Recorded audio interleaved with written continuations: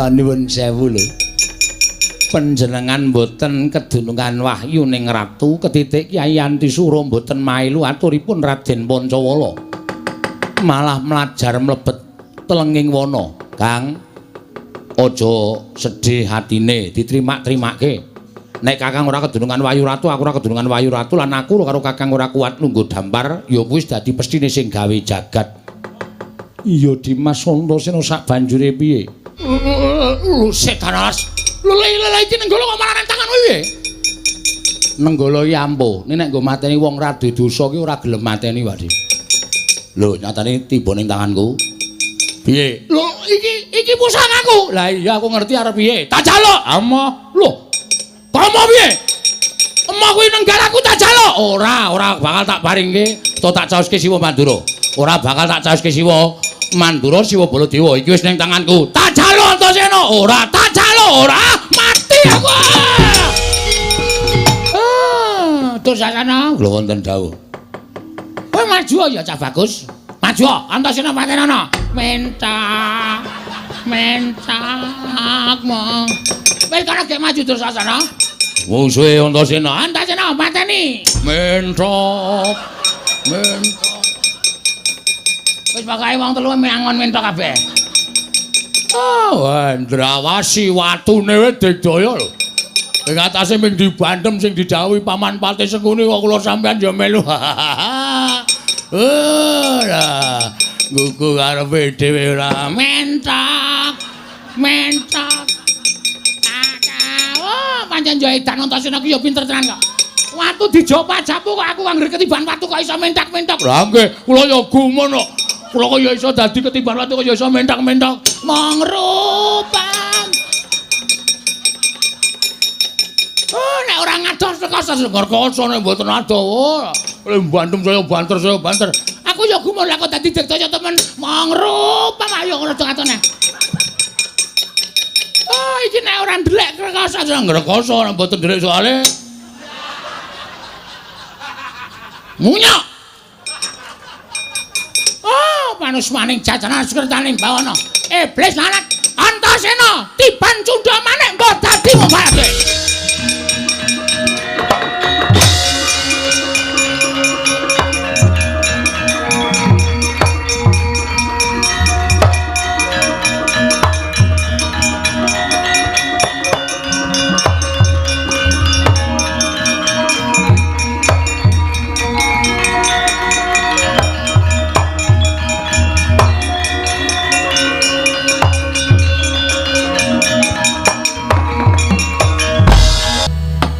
Prabu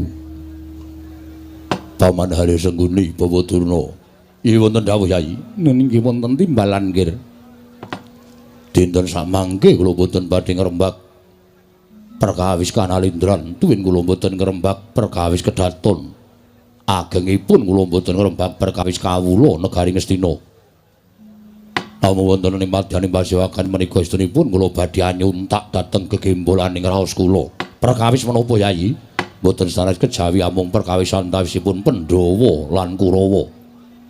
Nuwun sewu. Badhe ngrembak menapa malih perkawis Pandhawa lan Kurawa.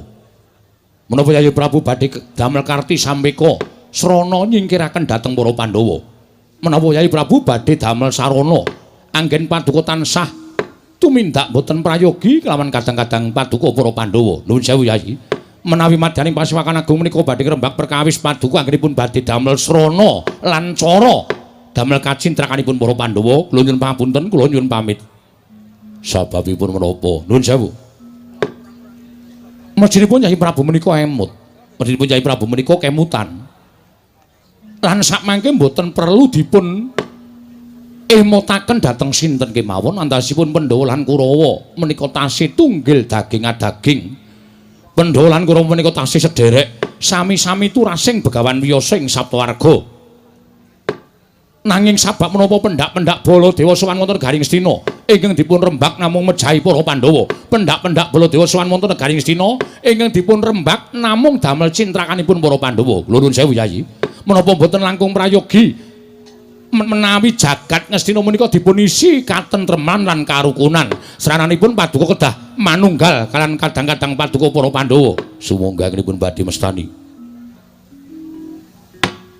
menawi kathah ingkang sami nyebat Pandhawa lan Kurawa menika tasih daging-daging kula lan Pandhawa menika tasih sederek menika sumangga ning wiwit biyen tekan saiki wiwit kuncung ngantos gelung wiwit jabang ngantos celaprang Pandhawa menika kula anggap satru mungking sangklaan.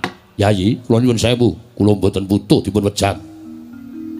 Wonten mriki menika ingin dados Nalendra Duryudana, kula wenang murba, moh dipurba, kula wenang masesa, moh diwasesa, kula wenang mrentah, moh diperintah. Kula wenang babaraken menapa ing dados wigatining pasewakan lan sedaya nayaka punggawa sesepuh ingkang sami rawuh wonten ing madyaning pasewakan menika kedah sami midhangetaken menapa ingkang dados gegembolaning raos kula iki menawi kula mekaten tumuli kula aturi paring dawuh badhe ngrembak perkara menapa antawisipun paduka Hyai Prabu badhe ngrembak Pandhawa lan Kurawa Prabu wonten dawuh kula nyuwun dawuh saking panjenengan bentenipun Pandhawa lan Kurawa menika menapa mboten wonten dasaripun menapa panjenengan paring dawuh mekaten sekawit sampun kula aturaken sami-sami turasing Sang Begawan Wiyasa turasing atapa rembesing madu menika para Pandhawa lan Kurawa. Menika tumrap kula mboten wonten bentenipun. Menapa to sababipun kula matur kados mekaten jalaran raos kula menika ngrengkuh Kurawa menika tanpa beda kaya dene Pandhawa. Pandhawa menika kula rengkuh tanpa beda kaya dene Kurawa. Menika pangraos kula. Amargi kula menika tiyang sepuh. Kula menika sing dituwake, kula menika dianggep wong tuwa. Wonten pundi jamak limahipun ing atasipun wong tuwa menika sumurup dhateng rayi-rayinipun, anak-anakipun sami bentak sirah, sami regejegan. Tertemtu ingkang dipun ajab namung kerukunan lan katentreman. Nggih, matur nuwun. Nanging tumrap kula nadyan jagat menika walik watu. Nek Duryudana kon rukun karo Pandhawa, mboten badhe saged kelamban. Dasaripun menapa? Dasaripun kula sampun nganggep yen to Pandhawa menika mengsah kula.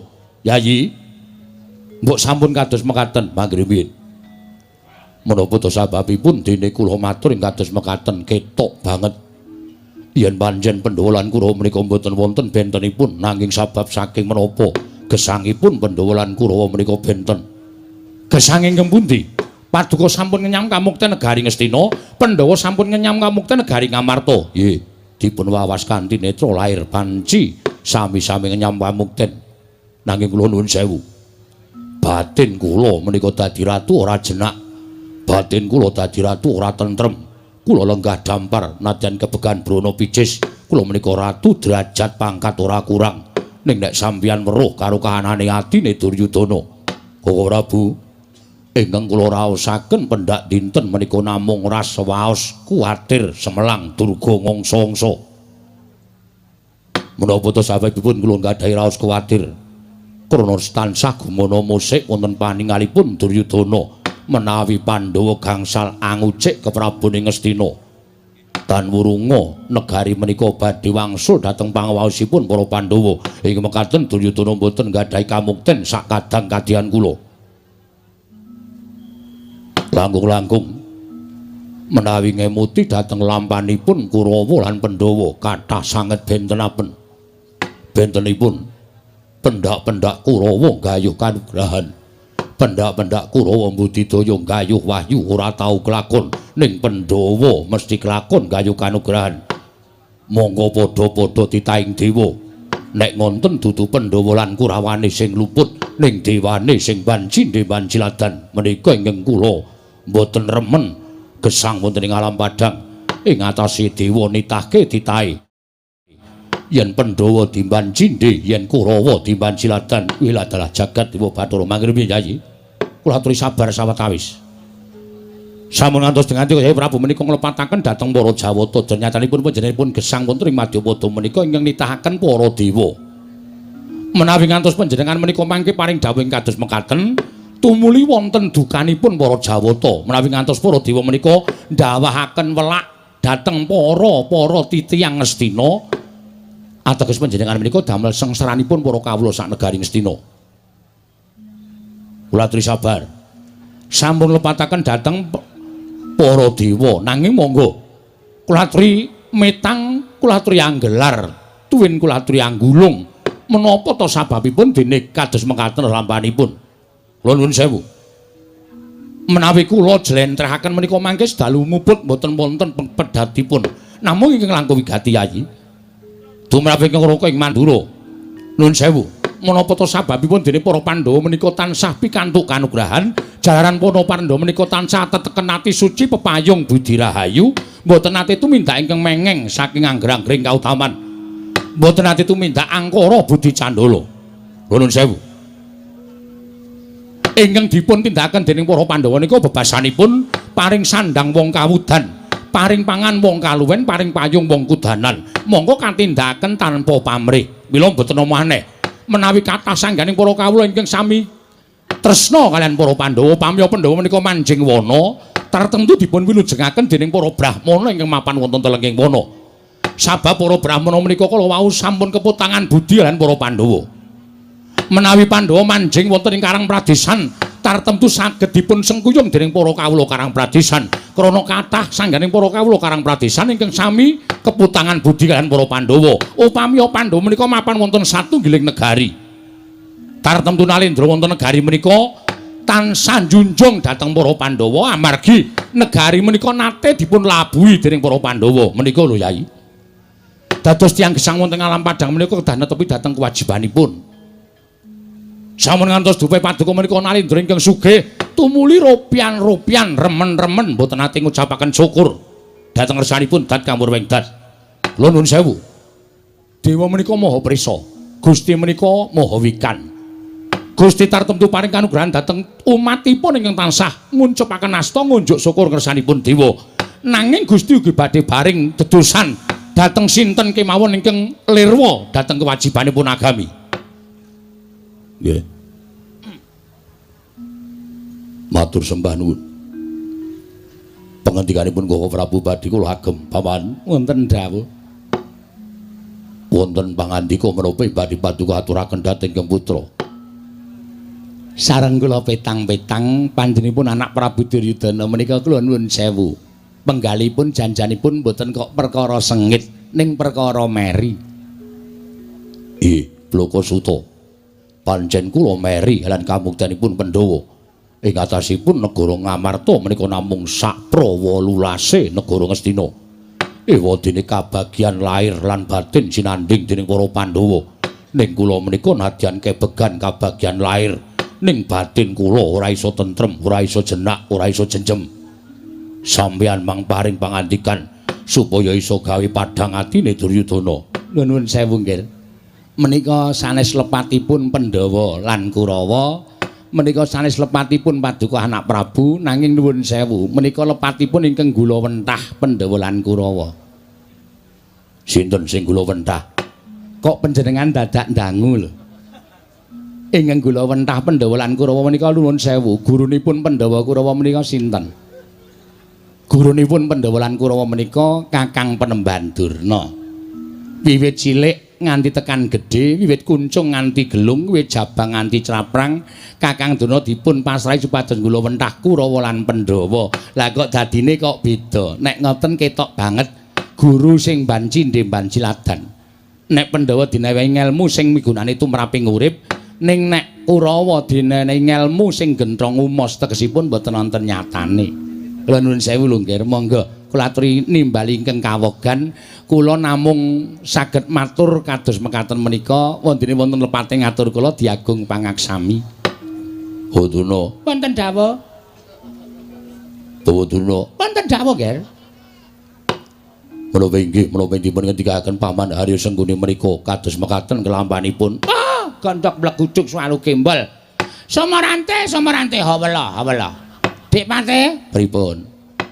Mbok nek omong ki nganggo wewaton aja waton omong. Wong nyalake wong liya ki penak banget. Wong urip niku kulinakno ngilo karo gitoke dhewe, aja sok ngonceki karo tumone wong liya. Nggih. Sampeyan muni pripun wau? Nuwun sewu, ketok banget nek sampeyan bancine Banjilatan. Sing bancine Banjilatan kon pundi? Sampeyan kula wentah Pandhawa lan Kurawa beda banget dadine. Perkara dadi karo orane niku gumantung gurune, ning gumantung karo murite, ngaten. Merga Kabeh niku wis kula paringake wewangsaning ilmu sing migunani tumraping murite. Gumantung karo murite nggone nampa ilmu mau iso temen apa ora. Kula nuwun sewu lho Dipate, kula menika manjing dadi guru niku budidaya supaya dadi guru sing apik, sing iso digugu lan ditiru, ora kok guru wagu tur saru. Nggih. Sampeyan nek omong niku nganggo waton aja sok nyalahke karo wong liya. Sampeyan niku kula westani golek pendhok supaya ketok. Sampeyan ketok teng pasuryane anak Prabu Duryudana ning sampeyan ngidak-idak sirahe wong liya. Idak-idak sirahe Begawan Durna, sampeyan lupute kali kula. Ah, nuwun sewu lho, dadi guru niku ora gampang, ora gampang. Sampeyan ampun ngawu gawar-ngawur nek omong nganggo waton. Pate kok waton jeplak. Lha kok kasar sampeyan. Kasar mawon sampeyan yo ngarani kula sapenake dhewe kok. Lha nuwun sewu, kula niku dadi guru niku duwe ngelmu. Ngelmu niku mujudake banyu sing bening, ngoten. Wondene murid niku sesa-sesa nggone nampani banyu menika kala wau. Murid niku kula embake kaya dene wadah sing resik. Nek Pandhawa niku wadah sing resik tur ya apik wadahe. Kula soki banyu ngelmu kula ya iso dienggo penguripan, iso dienggo urip sak teruse. Mula ya ora aneh Pandhawa niku mesti dadi mergo wadahe wadah resik. Ning kula nuwun sewu lho. Kurawa niku lho Dipate nuwun sewu. Kurawa niku kula upamake wadah wis borot tur reget. Dadi kula soki banyu bening niku ora kok iso dienggo penguripan ning mbrebes mawon. Nuwun sewu. Sampeyan niku duwe kewajiban. Kewajiban kula napa? Ngerti nek Kurawa niku wadah borot tur reget kok sampeyan ora nambal. Kula niku pendhita dudu tukang nambal ban. Ngoten? Wis tau ngerti kula pasang ban pres ngoten. Kula niku brahmana, kula niku gurue padake tambal ban. Lha nuwun sewu lho Dipate, nuwun sewu. Sedaya menika gumantung karo nggone tumajuh para murid nampa ngelmune Begawan Durna. Oh, sampeyan ora ngerti kok. Nek teng pamulangan Sukalima niku ben bedane akeh banget. Nek Pandhawa niku kula paringi ngelmu ya ditampani tenan, ya diestokke tenan. Pandhawa, kowe sesuk teko ning Sukalima. Jam 7 esuk kudu wis tekan Sukalima. Pandhawa 5, Puntadewa Werkudara Janaka Klasdewa. 5:30 wis teng sekolahan. Guru teko niku dicandak tangane, diambung tangane. Niku tandha nek murid sing tresna karo gurune. Nggih.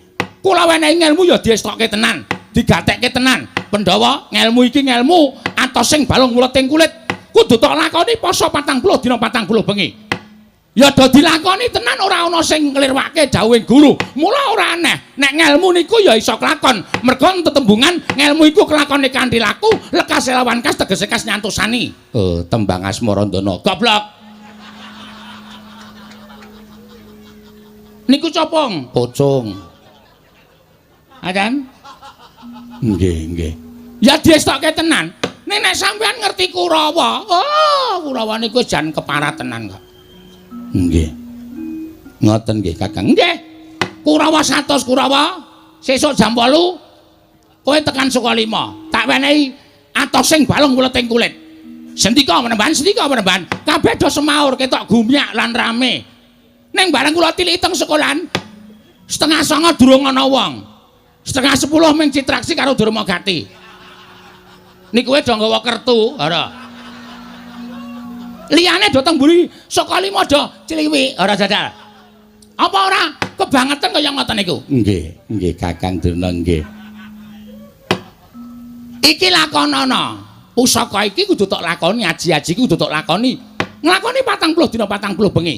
Poso. Aja nganti mangan apa-apa. Aja nganti sedak karo wong wedok. Dok sendika. Ora ana sing kuat, kabeh gagal kabeh. Citraksi kuat poso teng Sentong 40 dina karo bojone ning jero. Ayo betah wae. Nggih, nggih. Do nonton film. Penyakit tenan. Nggih, nggih. Dadi aja nglake karo Begawan Durna. Nuwun sewu lho Dipate, nuwun sewu. Ngendikane anak Prabu Duryudana niku panci kepara leres. Nek Kurawa karo Pandhawa niku akeh banget bedane. Nuwun sewu. Wong cak-cakane iki mawon beda kok. Sing jeneng Pandhawa menika nganake Pasewakan Agung. Mongko ratune durung lenggah.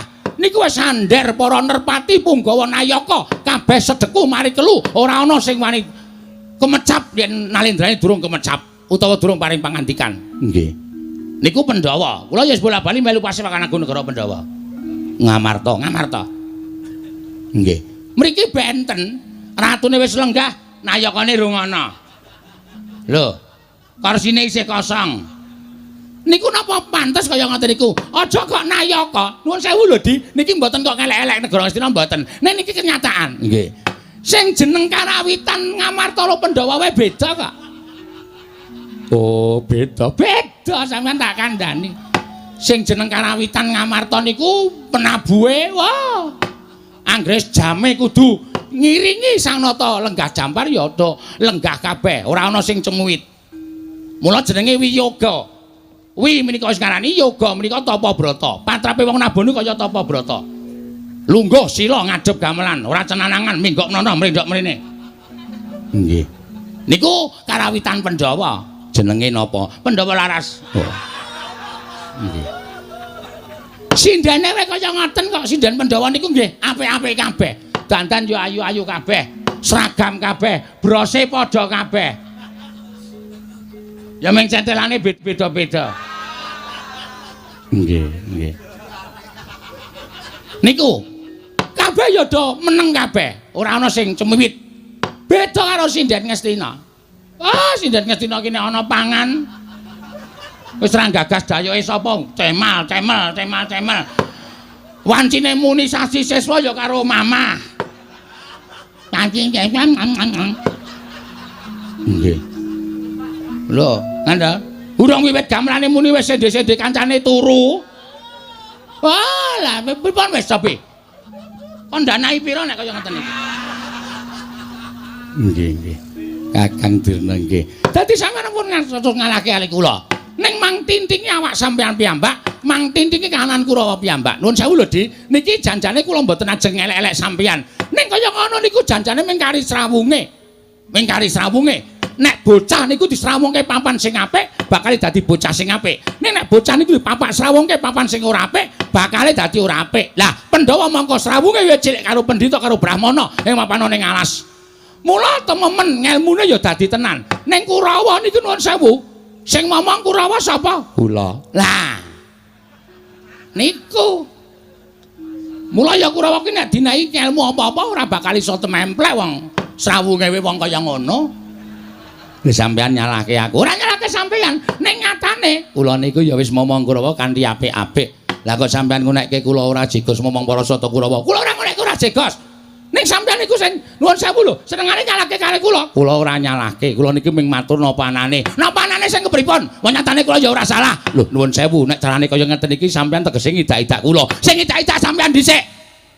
Sampean sing ngidak-idak kula. Sampean golek rai ning ngidak-idak kancane. Kula mboten golek rai, ning sampean niku gurune Pandhawa Kurawa napa dudu. Gurune Pandhawa karo Kurawa. Ning guru sing apik napa guru sing apik? Kok sampean ngarani sing elek? Nek ora ngoten niku ora trima. Kula ora bakal trimake perkara niki. Lho nek ora trima ajeng apa? Lho, kula manut mawon ajeng napa kula manut? Hei! Wong gerang-gerang ora toto. Bodhono. Wonten dawuh. Niki teng pundi? Terminal. Anu Pasewakan. Tamanaryo. Wonten dawuh. Niki teng pundi? Pasewakan. Sampeyan ku wong tuwa napa bocah? Inggih tiyang sepuh. Nek wong tuwa kudune ngerti tatanan. Ratu nedeng sine kok sampeyan teng slumong sapenake dhewe. Syukur. Nek ora marahi senengane kok sing marahi nek ora marahi ora. Nek ra dinekke aku ya ora bakal males. Ae senengane marahi nek wong den apik-apik kok ora biyen. Sampeyan niku sing kula niki wis meneng-meneng kok. Sampeyan niku kula ya ora meneng kok. Sampeyan niku ora. Bela, nggih. Iso do meneng ora? Nggih. Yai, kula nuwun sewu. Menawi caranipun mekaten paduka selaminipun namung badhe nggadahi raos panggresah duwen panggresula. Samenika ngaten. Petanganipun sampun ngantos dipun tebih-tebihaken. Nggih. Petanganipun sampun ngantos dipun damel tebih, dipun damel cekak kemawon pangraos panjenengan Yai Prabu latur ing rengkuh Pandhawa menika minangka dados kadang paduka. Menawi pangraosipun Yai Prabu menika tansah Pandhawa menika dados mengsahipun Yai Prabu, dumugi jaman menapa kemawon panjenengan boten badhe jenak, duwen boten badhe sekeca lenggah negari Ngastina Yai. Koko Prabu Baladewa. Wonten dawuh Yai. Dereng ngantos purna anggen kula nampi sabda pangandika paduka Kanjeng Koko Prabu.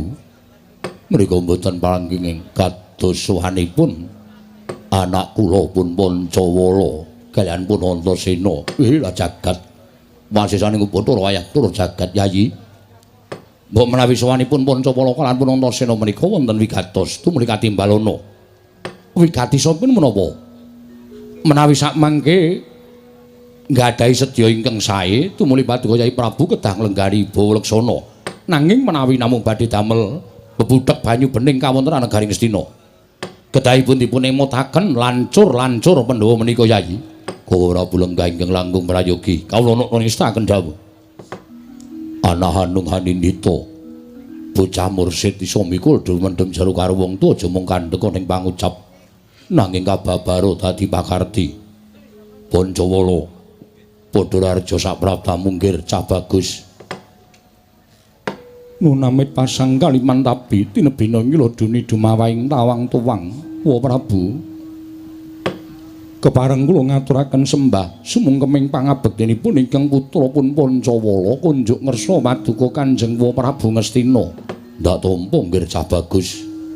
Ora liwat pangestu ning wakmu Ngastina Tampanana. Kula pun dinggo jimat paripih dayanana ing kasantosan. Prayoga nunggon ngadhep ngarsaning wakmu Ngastina. Nuninggi wa sampun boten kirang prayogi pisamanipun ingkang putra pun Pancawala. Antasena, anakku nggih cah bagus padha raja saprabdamu. Slamet Pakdi. Nering sambikala praptaku ora nemu alangan sewiji apa. Aku ngaturke bektiku katur ya Pakdi. Antasena anakku cah bagus. Ndak tampa pangestune wakmu Tampanana, tak gegem ndadekake jimat.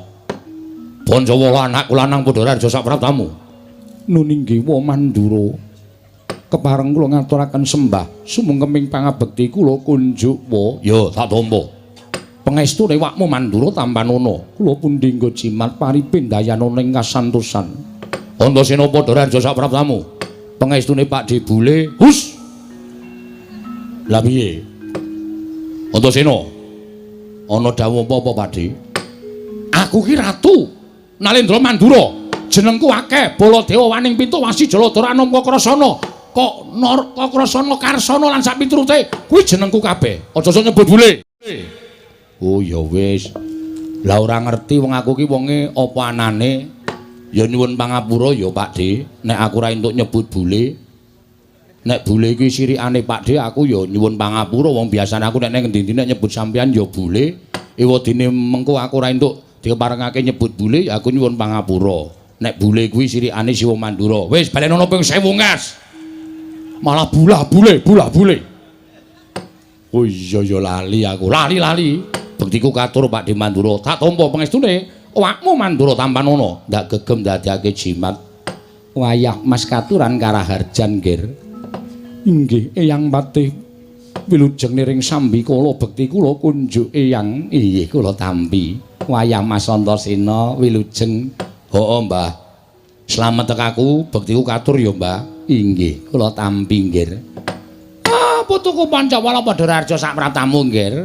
Eyang Penemban Soka Lima wilujeng bekti kula kunjuk Eyang. Ya tak tampa. Putuku cah gagah cah bagus Antasena padha raja. Slamet tekaku Mbah. Bektiku katur ya. Ya tak tampa. Ming wong loro iki mau. Heeh. Ora ana kancane, ora ya ming karo kakangku Pancawala. Oh ya syukur. Aku mau ya liwat ngarep pertapan Soka Lima. Sepi. Pancen aku tindak ning Ngastina ya mesti sepi. Sing ning ngarep ming Mbah Putri tok. Mangani tandurane tanggane mau. Ora tok elekke. Leng elekke piye wae aku ora iso omongan karo kewan kok. Hus. Omonganmu iki lho, sithikane kok nylekit. Ayo digusah, ditabok bokonge, kowe engko cemburu. Engko tak tabok bokonge kowe cemburu. Waton ora nengah-nengah. Bokong pinggir wae. Oh iya. Ya sesuk nek aku liwat tak taboke gen. Tak cethote. Pancawala, wonten dawuh Antasena. Ana dawuh apa Pakdi? Ing antaraning bocah loro, sapa ingkang bakal matur? Wis Kang, kowe matura. Aku tok jak mrene kuwi mau janji nalika tekan Ngrandu Gumbala mau Aku tok kanthi ning negara Ngastina tok nggo jagani kowe matura wigatine apa? Engko nek kira-kira Siwa Ngastina lan kabeh sing lenggane kene iki nesu, kowe ora usah wedi. Kowe nggawa aku. Iya, Dimas. Wis kek matur apa anane kaya sing tok kandhake karo aku ning Grandugumbala mau. Iya, Dimas. Tak tatane dhisik supaya aja gawe sengkel penggaling Kanjeng Prabu. Ya, sing ati-ati ya, Kang. Iya. Pancawala. Wonten dawuh wa ning wigati apa? Dene sira sowan ning ngarsaning Wakmu Ngastina. Nggih, ingkang sepisan ngaturaken bekti kula kunjuk ngersanipun wa Prabu Duryudana. Dene ndungkap angka kalih sowan kula menika namung nuruti dhateng drenging raos ingkang sampun tan bangkit pinambeng. Anggen kula kepi lan kumacelu kepengin sanget sowan paduka wa Prabu Ngastina. Ya. Ana wigati apa? Ingkang sepisan ngaturaken bekti dening ingkang kalih. Estunipun badhe munjuk atur nglairaken dhateng pangunek-uneking raos ingkang sawetawis mapan wonten telenging manah kula wa. Ya. Gage matura. Wigatimu apa? Kejawi ngaturaken sembah bekti kula kunjuk ngersa paduka wa Prabu. Estunipun anggen kula sowan menika inggih waleh-waleh menapa? Estunipun badhe nyuwun idi palilah paduka. Idi palilah bab apa? Kejawi ngaturaken sembah sumungkeming pangabekti ngersa paduka wa Prabu. Estunipun anggen kula badhe munjuk atur menika wonten suka lilaning penggali paduka. Aku kudu kepiye? Kejawi kepareng kula ngaturaken sembah pangabekti kula kunjuk. Wis aku we. Aku wis ora rampung-rampung iki. Kowe iki kan duwe pepinginan ning atimu ora tekan, ngono kuwi sing aku ora seneng. Dimas piye? Kaya-kaya ora wani matur ngersaning Kanjeng Ngastina. Nek ora wani, kowe aja ning kene. Ning ngendi? Ning mburiku kene. Iya, Dimas, tak tembungke. Iya, nanging aja dadi pasulayan. Wah, kowe iki padha bapakmu. Aja dadi pasulan-pasulan piye nek wis diniati ngene iki kudu apa-apane wani, padhangane wani, petengane apa meneh. Nek cara aku ngono. Iya, ya mung rasaku ora penak. Pindah nggon. Ora penak kok bingung. Antasena piye? Ngene, Pakde. Terus terang bae ora usah dadak ditutup-tutupi, aku ngetutke kakangku Pancawala. Ya. Sing wigatine nalika ana ing kasatriyan Grandugumbala, Kakang Pancawala ki rerasan karo aku. Rerasan bab apa? Rerasan nggone kepengin dadi ratu. Lho, kepengin dadi ratu. Ngenteni lengsere bapakne mesine bakal dadi Nalendra marang sapa meneh. Negara Ngastina bakal tiba kejaba mung anakku Pancawala. Ning karepe Kakang Pancawala iki ora dadi ratu ning Ngamarta, ning dadi ratu ning Ngastina. Lah, tekane rene nganti karo aku ki janjane dhewe arep mrene dhewe ning ora wani mergane wedi karo Pakdi-pakdiku Kurawa. Ya, tumuli ngejak karo aku. Nalika semono kakangku Pancawala ngendika ngene iki. Dimas Antasena, aku terno ning Ngastina. Aku pengen ngrasake lungguh dampar keprabon ning Ngastina. Ora ketang amung telung kedheping paningal, ora ketang amung sak uruping damar sak umuring jagung, aku tak ngrasake dadi ratu ning Ngastina. Mula aku terno. Nek ana apa-apane Dimas Antasena kudu iso ngrampungi karya, merga Dimas Antasena ngerti to pambegane Pakdi Kurawa, Siwa-siwa Ngastina. Mesti aku bakal lara nek ora nganti Dimas Antasena, ngono kuwi. Nah, aku sing dadi wakiling Kakang Pancawala terus terang wae. Tekane Kakang Pancawala tekan kene iki mung arep kepengin nyuwun ngambil dampar. Ora kita ngomong sedhela, Kakang Pancawala kepengin lenggah dampar ke Prabu ning Ngastina. Wis, kuwi wae rasa tak dawak-dawakke rembuke ndak selak kewengen. Pakde mengkari entuk apa ora? Nek entuk matur nuwun banget, nek ora iki sing ngamuk aku. Wis ngono wae. Jagat Dewa Bathara. Kok Prabu kados pundi? Kowe lah dalah bocah iki nek mejenun ya ngono kuwi. Omong apa anane cobloko kaya bapakne. Lah aku nek ora apa anane ming ting plintut ki ra seneng. Apa anane gek padhang, gek rampung. Nek arep perang ya ayo gek perang. Nek arep to wenehke dampare ya wis kene, sampean lungguh dampar, medun saka dampar. Terus kabeh nayaka iki lunga kabeh, kakangku meng lenggah dampar, aku sing dadi nayaka. Wis ngono wae. Paman dos pundi? Monggo klasa bantal digulungi. Jagat Dewa Bathara. Iya nek sing nembung Pancawala piyambak kemawon lari menika mboten gadahi kekiyatan. Nanging nuwun sewu lho Nger, ingkang ngendika menika ingkang duweni kekiyatan.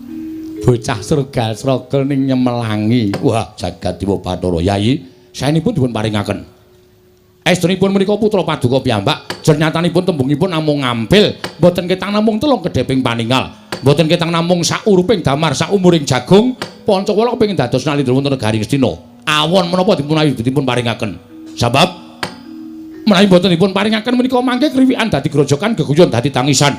Tan Wurunga Antasena ngamuk ning Ngastina, rayung lho to, Nger? Heeh, tepat.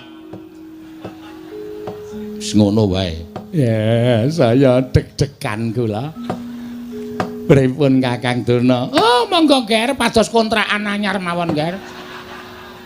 Kisah saking negari Ngastina mriki. Menika ngantos Antasena menika ngamuk, oh, bocah menika ndugal kewarisan. Menawi ngantos Antasena menika mah engke damel geger wonten negari Ngastina, sinten ingkang badhe nampakaken kridanipun Antasena? Oh, nyemelangi, Ger, menika nyemelangi. Samangke kula aturi maringaken kemawon. Lah napa-apa tumun ning atase Nalindra. Kula menika ratu kok nyilih-nyilihke negara dhateng sinten kemawon. Menawi ngantos kawanguran dhateng putra Pandhawa sanesipun Tan Wurunga dadi kemeren. Yen putra Pandhawa padha kemeren mesti do nyilih negara Ngastina. Terus kula niku ratu sing kepiye? Ratu dianggep sing kaya ngapa? Boduna. Wonten dawuh. Kula aturi pariwangsulan dhateng Antasena menika. Oh nggih ngestaken dawuh. Durnaina panalinganing lumajaring ratri linenggak janggani kok angel banget ta iki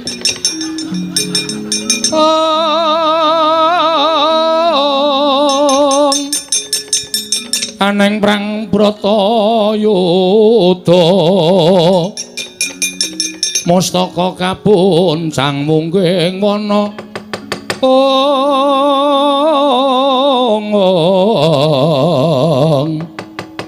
mustaka kapuncang mungging wana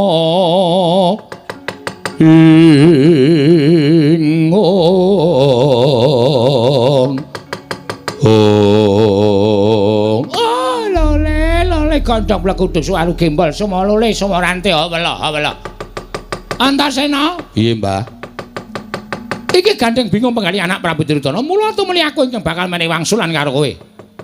Simbar paring dawuh apa? Ngene ya, Nger. Perkara iki ora gampang, perkara iki ora ming sak gampang malih epek-epek tangan. Waduh. Kuwi jane basa Indonesia lho, Mbah. Heeh. Ning tak jawake. Membalikkan telapak tangan ki malih epek-epek tangan. Iya. Mula kudu dirembuk sing kanthi apik-apik. Ah iya. Kowe nunggu nang alon-alon dhisik ya, Nger. Nunggu nang alon-alon. Perkara iki bakal dirembuk dening para penisepun negara Ngastina, klebu anak Prabu Duryudana ingkang bakal ngrembuk. Ora-orane yen anak Prabu bakal owel yen negara iki disilih dening Pancawala jer kuwi anake dhewe. Heeh. Mula kowe ngenten ana ning alon-alon. Ndene alon-alon? Heeh. Ya. Ning janji lho, Mbah. Janji apa? Nek nganti Siwa Ngastinagara kuwi sing tak goleki pisanan dudu sapa-sapa ning kowe. Kowe sing tak goleki. Nen diketemu nuwun pangapura, aku wis nggawa glugu tak nggo ngeceki kowe. Mbok aja glugu. Oh, ming ngono kok gawe trata pikir lho kowe. Ning tenan wis, metu njaba dhisik, aku sing tanggung jawab, aku sing bakal menehi wangsulan karo kowe. Negara diwenehke Pancawala apa ora? Ya. Ning ngono aku nyuwun pamit metu njaba. Ya, sing ati-ati aja kaya bocah cilik, Pakde, aku nyuwun pamit. Sing ati-ati aja kaya bocah cilik. Pakde Mandura aku nyuwun pamit. Yo, Antasena sing ati-ati. Mbah Patih, aku njaluk pamit ya. Inggih nggih ngatos-atos. Simbah Durna aku nyuwun pamit. Sing ati-ati aja kaya bocah cilik. Yang penemban kula nyuwun pamit. Ya, Pancawala. Ora sandadak kuwatir ki mesti kelakon dadi ratu ning negara Ngastina nggih Pancawala. Inggih ngestaken dawuh kula nyuwun pamit. Yo, sing ati-ati. Wah Mandura kula nyuwun pamit. Ya Pancawala Jaka ya bocah cilik. Eyang Pate kula nyuwun pamit inggih nggih ngatos-atos. Wis Pakde simbah sekecake lenggah aku tak metu karo kakangku Pancawala tak enteni alun-alun. Iya Antasena bocah bagus.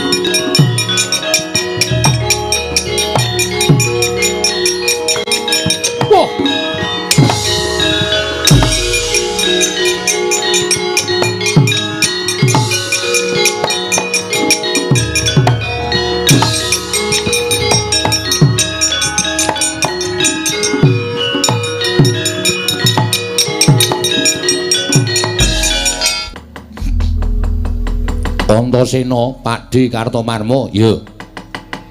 Ayo kowe gelem bali ora li? Wah aku kon bali mergane Pancawala Kandanana. Najan kuwi kadangmu tuwa nanging ora pantes lamun kepengin nyilih negara Ngastina. Ngerti yo?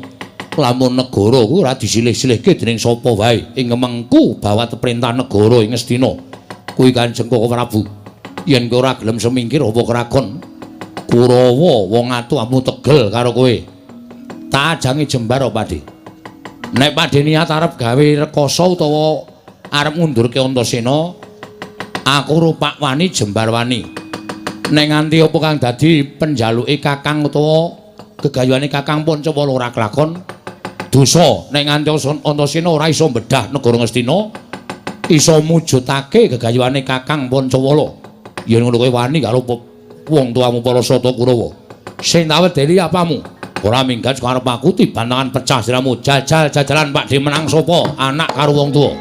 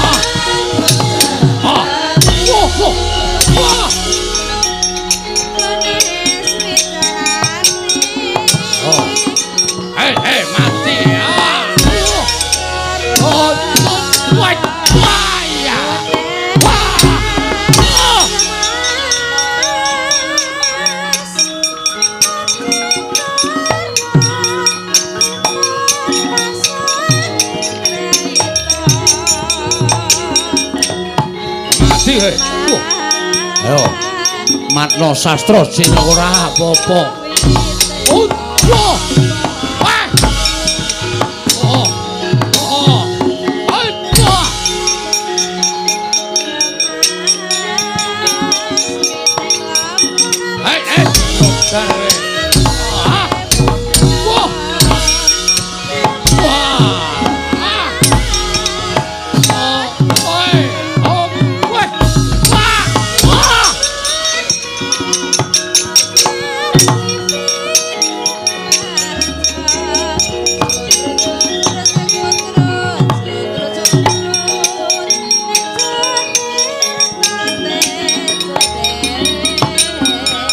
cocok tumbak jebol dadamu waras.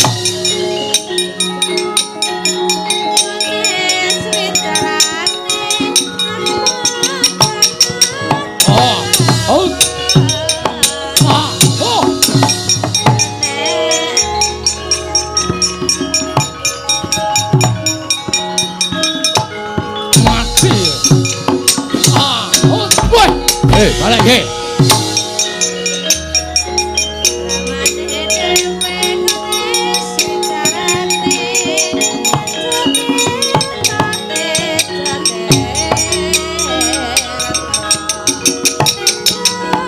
Mati.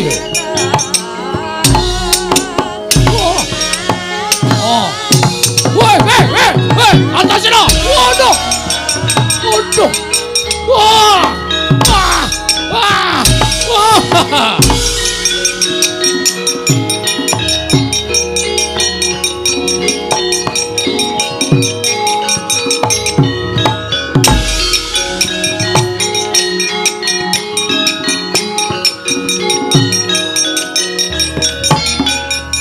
Sotomo iki jangkar karo wong gerang, ora sandadak kokean gunem.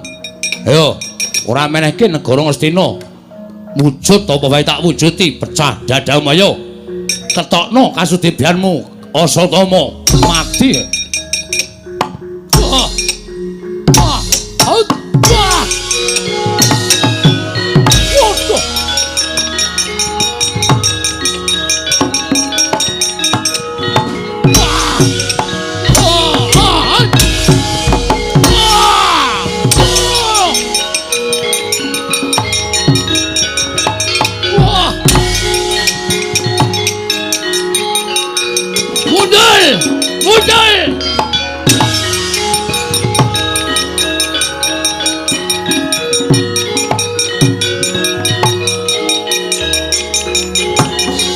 Pakde Durmagati, Antaséna. Mumpung iki dulung Patya gegel, kowe mundul. Mundur piye? Mundul ora njaluk negara Ngastina. Nek kowe pengen negara tak bedahke, tak bandane latune ning aja Ngastina ya nggih, cah bagus. Pokoke Pak kakangku, Kakang Pancawala nek ora negara Ngastina dheweke emoh dadi ratu. Ora nek Kurawa kuwi negara Ngastina. Aja maju jen, Pakde. Kon ngrubut Antaséna. Anak Werkudara kalah karo Kurawa, meguru karo Kurawa 20 taun. Wah, kowe iki pancen ngeyel. Kowe ngerti ora aku sapa? Pakde Durmagati. Nek liyane tok anggap enteng lah masalah, nek aku aja tok anggap enteng le.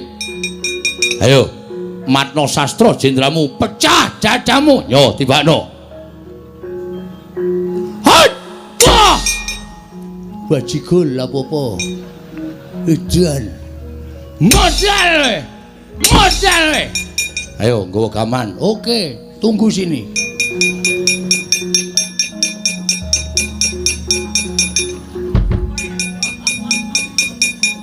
Baca sirahmu. Nek nganti tatu aku meguru karo kowe. Matek kowe. Modal kecangkol ra kowe. Wah. Widian gak apa-apa. Bacok bendho sirahmu Diwana. Wah!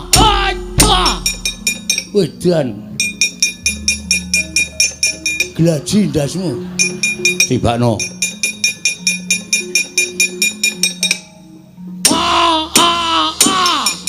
Asem lah apa-apa. Antaséna? Oh. Aku wong tuamu. Aku pakdemu. Ning nganti aku kalah kalau kowe wilang bebalang ayo. Kowe bayi wingi coy alwani kalau pakdemu sing tak nggo gamane apa? Kowe cengan menang kalau pakdemu bumi langit tanggep.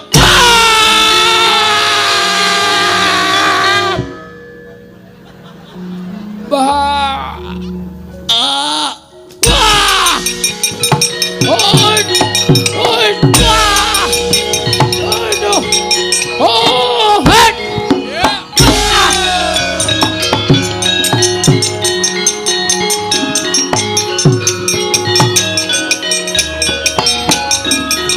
Ayo le, kerayak le.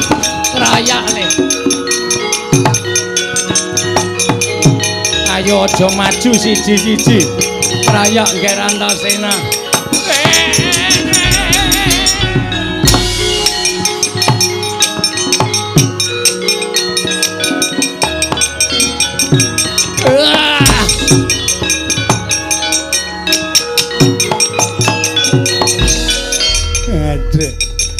Aku tobat nger. Antasena aku wong tuwa aja mbok kapak-kapakke. Aku wis kapok tenan. Mbah Pate. Apa? Ayo linggo sing apik. Engko ditonyo. Ora. Wis tenang wae ora. Aku ora cengkiling. Tenan. Tenan. Aku wedi tenan aku. Aku tak takon diwangsuli ya. Ah iya. Sing ngetapke Kurawa mau sapa? Aku. Sing ngakon Anak Prabu Duryudana. oh dawuhe piye? Kon mateni kowe. Aku nyatane ora mati ngene kok. Berarti lengane isih akeh. Lho ngopo padake sentir? Udu aku lho Antasena, aku tobat tenan. Aku aja tok kapak-kapakke ya Antasena. Wis ngono wae nek takon wis tak wangsuli aku tak bali rono. Bali piye? Kowe dadi pesakitan, kecekel ning tangane Antasena ora entuk bali. Aku mbok tak bali. Aku tak bali ya. Ora entuk. Neng kene wae. Engko nek nganti aku konangan anak Prabu Duryudana darani rundingan karo kowe. Rundingan ya ora apa-apa. Men dipecat lemu dadi pate. Aduh. Aku tak mulih rono. Pengen mulih rono, Pengen. pengen slamet. Pengen. Nek pengen kena bali rono ning ana syarate. Syarate apa? Syarate kowe nek tak undang Sengkuni ngono le wangsulan dalem Pak Guru ngono ya. Isin aku. Wegah Antasena, aku ki wong tuwa. Gelem ora? Ora gelem tak kepruk watu ndasmu. Ya wis, gelem. Ya, ngono anggere kowe ora wangsulan ngono ki tak ajar kowe. Iya, iya. Sengkuni Dalem Pak Guru. kelas pira, Lik? Kelas 6. Wis tuwa kok kelas 6 Nunggak ping 8. kok nunggak terus ngopo mergane? Isin aku. Isin kula Pak Guru. Ora sah isin. Kula nakal. Oh, nakal. Nggih Pak Guru. Ngopo kok ora munggah? Nginjen roke Bu Guru. Nginjen roke Bu Guru. Nggih Pak Guru rok dipepe kok Pak Guru. Oh, tak kira nek lagi mulang Mboten wantun. Nek nginjen rok di PP ki weruh apa? Weruh jepitan. Jepitan Pemean Pak Guru. Mpun nggih Pak Guru, mpun nggih. arep endi? Ajeng wangsul. Pelajarane pun telas. Kena nandhake murid sing pinter bali karo nyanyi. Mboten isa Pak Guru. Kepruk watu sirahe. Iso ora? Saged. Saged. Ya wis gawe nembang. Gawe wis saka kene tekan kono. Lagune napa, Pak? Ah terserah manut kowe. Pak Guru ki seneng nek muridé iso nembang sing lancar. Isine Pak Guru. Ora sah isin, ora apa-apa gawe wis. Gawe nembang. Ndang. Mentak. Ya wis ora apa-apa. Mentak. Sing lancar, ora lancar sabet garisan. Nggih Pak Guru. Karo ndono nembang. Nek mandeg tak buandem watu kowe. Nggih. Mentak. Mentak. Tak kandhani Pak Guru. Ya. Iya ngerti nek mentok tak kandhani. Tak kandhani. Wong rupane Pak Guru. Tak ajar kowe, mboten Pak Guru. Bandem saka kene. Sini. Hamba aja ngetak ana kandhang. Wae, Dik Patih. Sampeyan iku patih lho. Patih ki wong nomor 2 teng negara Ngastina. Lah kok mentak. Apa ora isin ditonton kawula semene akeh? Tak kandhani mengrupa. Dik Patih, sampeyan niku ora kaya ngono ki to. Kula isin, kula niku pendhita. Kula niku kanca sampeyan. Lah kok dadi sampeyan nyanyi mentak teng iki niku ora yo pirang-pirang ki to Dik Patih. Tak kandhani mung Dik Patih. Aduh, mbok ampun kaya ngoten ta Dik Patih. Mentak. Tak kandhani mung rupamu. Kula ditutuki Antasena kon nembang. Oh, kula ketiban watune ya kok melu nembang iki jan. Ku karepe dhewe ra. Mentak.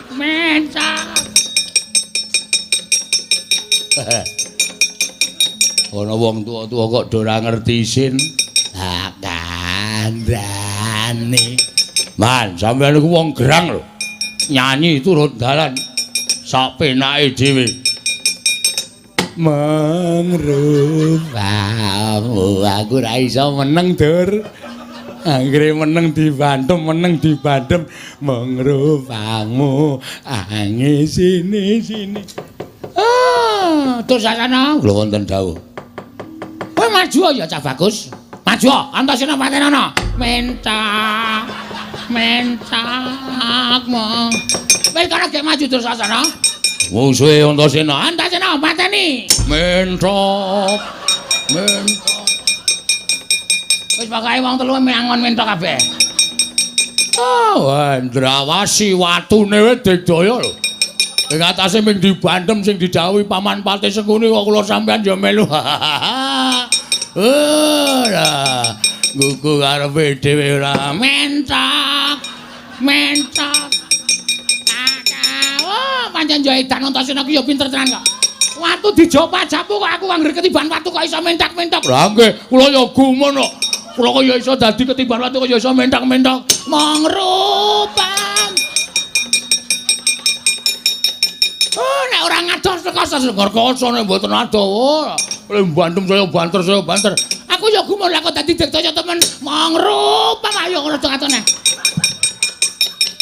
Oh, iki nek ora ndelek rekoso ngrekoso nek mboten ndelek soalé. Munyok. Oh, manus maning jajanan sekretaning bawana. Iblis lalat Antasena tiban cundha manik mbok dadi ngomarake.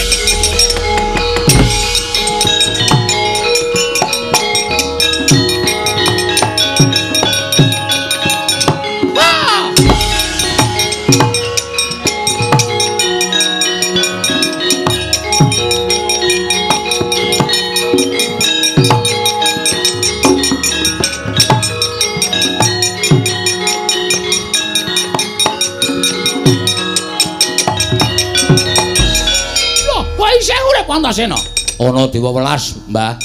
Lah kenapa kok tadi bali cundha manik kok ora apa-apa? Lah iki cundha manik. Ya mati aku.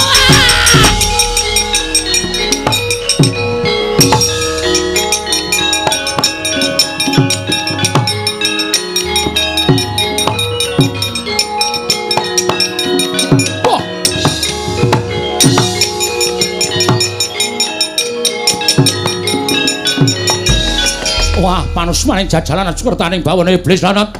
Wah, menungso ratatanan. Antasena malah gawe geger negara Ngastina. Lengger, kena tak kandhani apa ora? Ora kena tak kandhani. Awakmu mentolo karo kowe glandang nang lomba dadimu malah.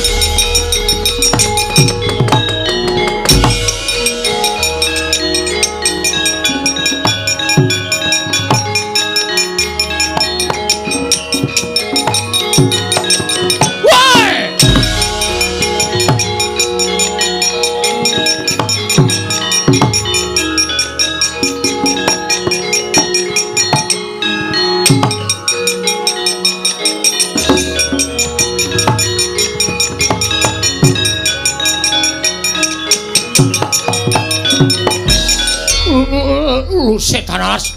Lele iki nenggala kok malah tangan kowe piye? Nenggala iki ampuh. Nek nggo mateni wong radu dosa ki ora gelem mateni, Wadi. Lho, nyatane tiba ning tanganku. Piye? Lho, iki pusakaku. Lah iya aku ngerti arep piye. Tak jaluk. Ama. Lho. Komo piye? Emah kuwi nenggalaku tak jaluk. Ora bakal tak paringke, to tak caoske Siwa Mandura. Ora bakal tak caoske Siwa Mandura, Siwa Baladewa. Iki wis ning tanganku. Tak jaluk Antasena. Ora tak jaluk, ora. Mati aku.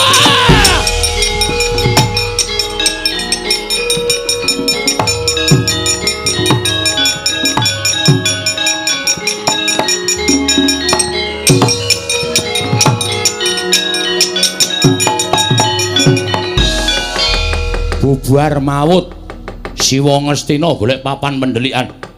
Siwa Mandura mlayu, Durna mlayu. Lah iki nek nganti suwung Ngastina, mongko kakangku Pancawala kepengin dadi ratu ning negara Ngastina.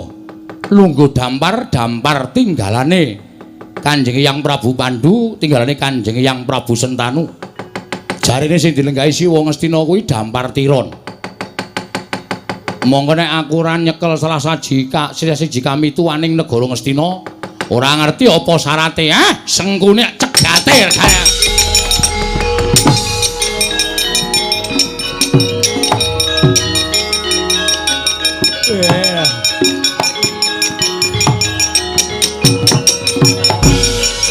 Wah, Antasena ngamuk. Anak Prabu Mandura mlayu, anak Prabu Ngastina mlayu. Kakang Penemban Durna ya mlayu. Iya aku nek ora mlayu kecekel Antasena mesti diwirang-wirangke kon nyanyi mentok-mentok.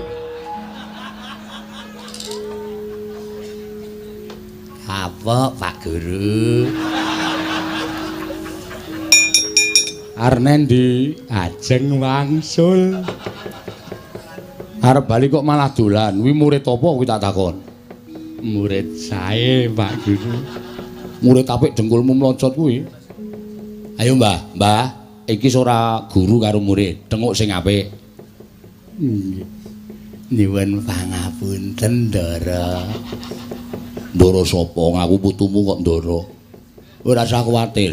Aku tekan kene iki nyekel kowe ora takon ngopo-ngopo. Lah terus Simbah Patih sing ngerti kahanan sejatine negara Ngastina. Nggih. Siwa Ngastina kae lenggah dampar tiron to, leres. Lajeng sapa Mbah sing kira-kira iso ngerti aku apa Kakang Pancawala kuwi pantes lungguh dampar keprabon sing sejatine sapa? Ngastina menika nggadahi pusaka wujud gajah. Inggih menika Kyai Antisura. Kyai Antisura menika ingkang ngertos sinten ingkang benjangipun saged lenggah dampar kepraboning Ngastina. Menawi jengandika Anggir Antasena kepengin mbuktekaken monggo kula beta kula kanthi sowan wonten wantilanipun Kyai Antisura. Terus mangke panjenengan nyuwun priksa kalian Kyai Antisura ingkang ngraka Anggir Pancawala lan panjenengan menika pantes napa mboten lenggah dampar kepraboning Ngastina. Mangke menawi pantes tartemtu Kyai Antisura badhe nglenggahaken Anggir Pancawala menapa Anggir Antasena. Oh ngono, Mbak. Inggih. Yo, tak tutke kaya ngapa kahanane Kyai Antisura. Monggo kula dherekaken.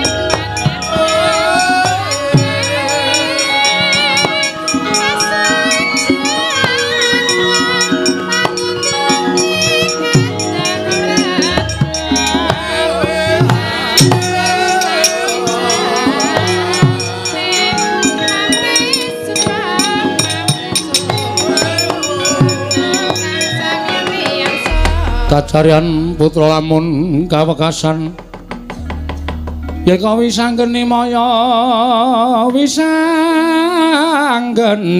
Wisnu Pratenta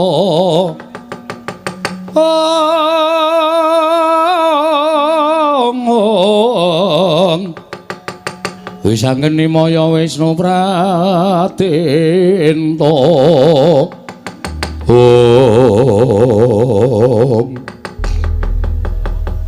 iki pomba nggih menika Kyai Antisura terus carane piye monggo salah setunggalan tansipun wayah kula Anggir Antasena menapa Anggir Pancawala kula aturi munjuk atur ngersanipun Kyai Antisura jer menika Gajah Pusaka Kyai Antisura mugi parenga animbang tuwin analiti dhateng ingkang wayah kula turasipun Pandhawa menapa kula kedunungan wahyu ning ratu menapa mboten upami mekaten monggo kula aturi anitik dhateng jasad kula pantes lan botenipun kula menika lenggah dampar keprabon sejati wonten negari Ngastina ngaten nggih tansah marpamoring sukma sinukmaya winah ya ing asepi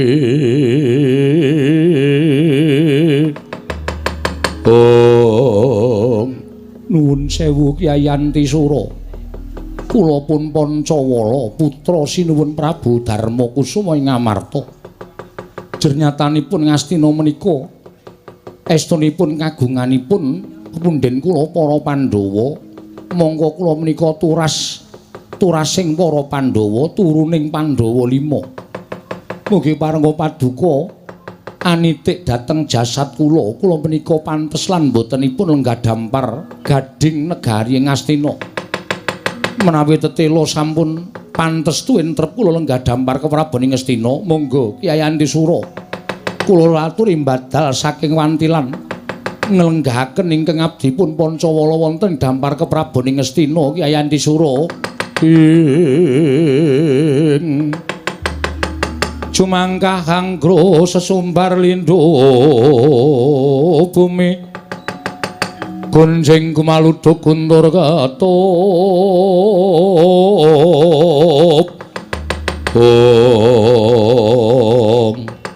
ingkang sekawit kendel trale wiwit dipun obahaken suku dipun obahaken mangajeng mamburi satemaku mrenceng konang rante saya dangu saya banter nggih ngobahaken trale suku den sendal rante pedhot parandene ora nglenggahaken Raden Pancawala Raden Antasena mlayu mancing alas Sang Antisura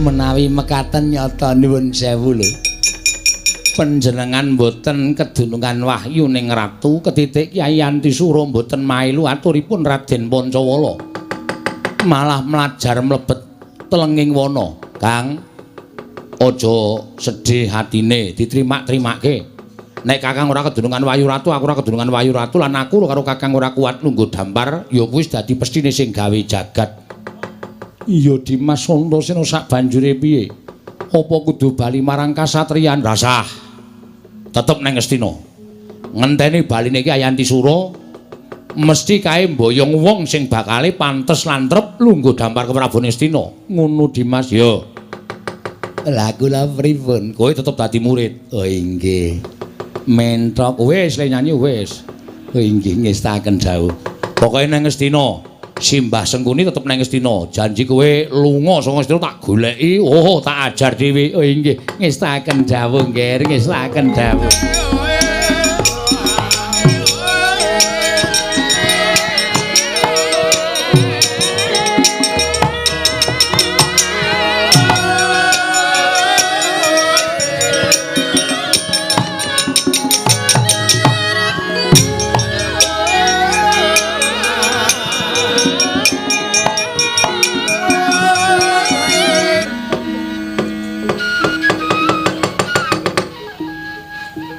Nuwun sewu Yang. Ndadosaken kagiat raos sing manahipun ingkang wayah. Jengandika Kanjeng Hyang janur gunung kadingaren rawuh wonten ing negaring Traju Trisna. Ingkang wayah pun Setija Bama Narakasura ngaturaken sembah pangabekti kula kunjuk Hyang. Gandhak mleguduk suaru kembol semerante hawela. Nggih Ger wayah Mas. Sinuwun Prabu Setija Bama Narakasura kula tampi akarya bapa raos manahipun ingkang bapa ing Sokalima. Namung keparenga kula ngaturaken salam taklim kula katur Nger wayah Mas. Nggih Kanjeng Hyang. Kula tampi karya bombong raos sing manahipun ingkang wayah. Wonten menapa dene janur gunung rawuh jengandika Kanjeng Hyang wonten ing Traju Trisna Hyang. Menika ngaten Nger. Wayah kula Prabu Setija Bama Narakasura estunipun anggen kula kedarang-darang prapta wonten negaring Traju Trisna menika mboten kanthi kasengaja jalaran mugi andatos ing kawuningan bilih negaring Astina dinten sakmangke geger sabab saking menapa mugi andatos ing kawuningan mboten sabab saking menapa awit saking tingkah polaipun inggih menika kadang jengandika wayah kula pun Antasena kaliyan wayah kula pun Pancawala anggenipun Pancawala menika kepengin nyuwun ngampil negaring Astina mboten kitang namung sekedhap anggenipun kepengin raosaken dados Nalindra. Kula nuwun sewu lho, Nger. Estunipun aneh, ing atasipun negari kok dipun suwun ngampil menika rak mboten nama saemperipun lan mboten nama saklimrahipun. Menawi badhe nyuwun ngampil menika mujudaken satunggiling barang menika tartemtu badhe dipun nampilaken. Nanging menika negari lho, Nger. Menika negari. Inggih.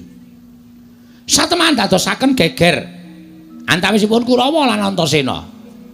Krana katidayanipun ingkang rayipun Antasena menika pancen kondhang bocah ndugal kewarisan Kurawa bubar mawut. Nadan ingkang Eyang ing Sokalima majeng ing pabaratan ngasta Kyai Cundamane wadene Cundamane saged karebat dening pun Antasena. Anak Prabu Baladewa ugi semanten ingkang wayang Mandura ngagar Kyai Nenggala ugi karebat dening pun Antasena mekasan sakmangke sami kepelajar. Lajeng wigatosipun menapa dene Kanjeng Hyang ngantos dumugi wonten negaring Traju Trisna. Jer menika sanes perkawis kula. Menika perkawisipun Ngastina kaliyan kadang kula pun Dimas Antasena. Kula namung badhe caosi kabar. Nalika mlajar kala wau, anak Prabu Duryudana muleng kaliyan ingkang Eyang ing Sokalima. Kanjeng wong Ngastina utawi Kanjeng Paman Duryudana paring dawuh menapa, Eyang? Ingkang paman inggih menika ing Ngastina paring dawuh, Bapak Durna, kula aturi pados pinta serayan. Sinten kemawon Nalindra, satriya, brahmana ingkang saged ngrebat malih negaring Astina sakitanipun Antasena lan Pancawala, mboten ujar, mboten kaul.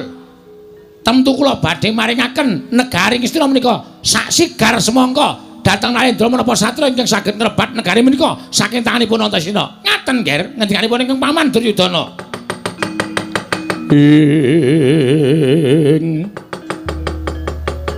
Cumangkah kangro sesumbar lindho bumi gunjing kumaludhuk kuntur ketup lumembak penyu kangku mambang jagat pasaning Bathara. Panjenenganipun Eyang Durna menika mboten namung kandhek wonten ing pangandikan nanging kababar dados pakarti. Kula menika pendhita lho, Nger. Kula menika mboten badhe wantun matur dora. Menawi ngantos kula wantun matur dora, tegesipun kula ngregeti dhateng jubah kula piyambak. Ngregeti dhateng kabramanan kula piyambak. Menawi delem katen, Eyang sak mangke sampun cetha nggihipun Paman Ngastina, sinten ingkang saged ngrebat negari Ngastina saking tanganipun Antasena badhe kaparingan negari sak sigar semangka. Menika leres. Menawi ngaten menapa ingkang wayah ing Traju Trisna pun Setija Bama Narakasura dipun parengaken sabiyantu botripotipun Kanjeng Paman Duryudana. Menika malah langkung prayogi mlayu jengandika saged ngrebat negaring Astina.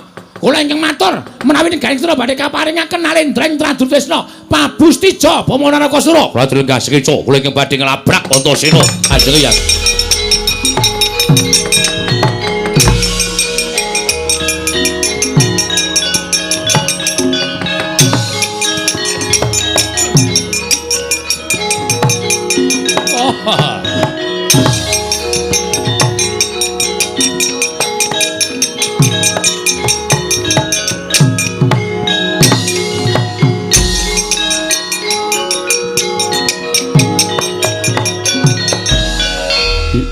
Adalah ora nyono babar pisan.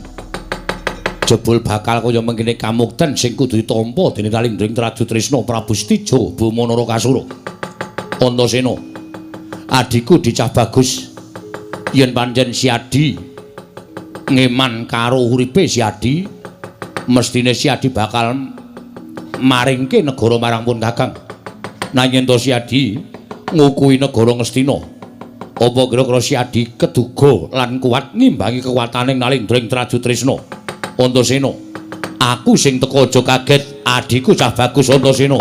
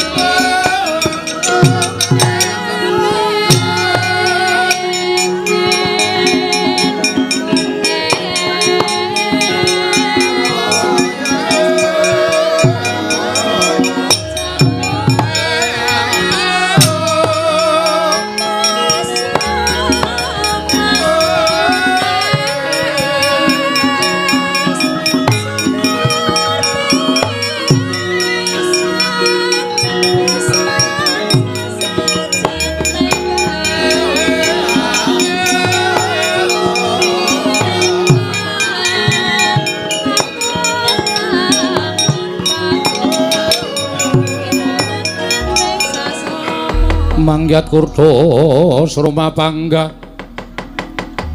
wagut kati nyomawukyat ira wang-wang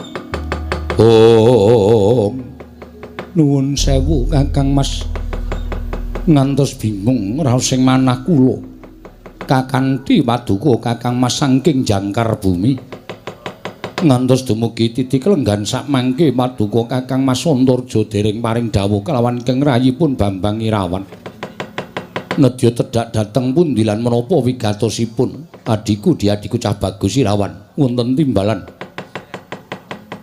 pawarta sing dak tampa lamun adiku Antasena ndumbani kelawan kersaning Kakang Mas Pancawala suwan marang negara Ngastina ingkang wigati mung bakal nyuwun ngampil dampar negara Ngastina ewadene Kanjeng Wa Prabu Duryudana ora maringake negara marang kadangku Antasena wis ditekadi ento bakal mbedah negara Ngastina mula wektu dina iki Yayi aja nganti Si Adilan pun Kakang keri nggawe upama mengko Dimas Antasena bisa mbedah negara ing Ngastina wis sak mesti lamun pun Kakang lawan Si Adi melu ngempek kamukten ngrasakake kamukten negara Ngastina Yayi.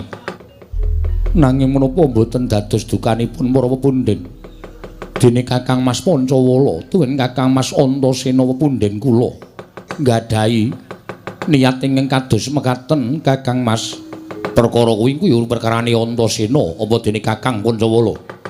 Sing wigati upama apa sing di niyati dening Dimas Antasena wis kelakon bedah negara Ngastina. Apa kowe ora kepingin yen to ngrasake kamukten negara Ngastina ingkang sejatine kuwi darbeking para pepundhen Pandhawa ingkang dikukup dening pepundhen Kurawa. Mula Irawan ora usah dadak walang ati. Hayo nusul adhiku Antasena marang negara Ngastina. ngempek kamuktening Kakang Mas Pancawala padine Dimas Antasena. Inggih, Kakang Mas monggo kula dherekaken bareng kalopun Kakang Yayi, suwawi kula dherekaken Kakang Mas.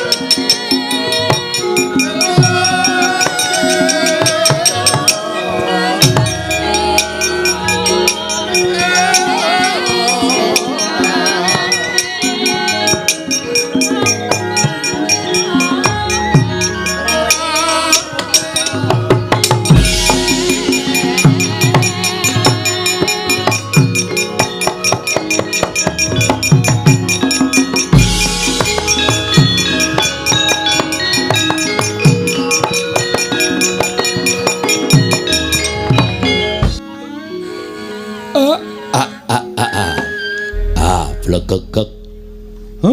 Sak dulita, Ndara. Enten apa, Gus?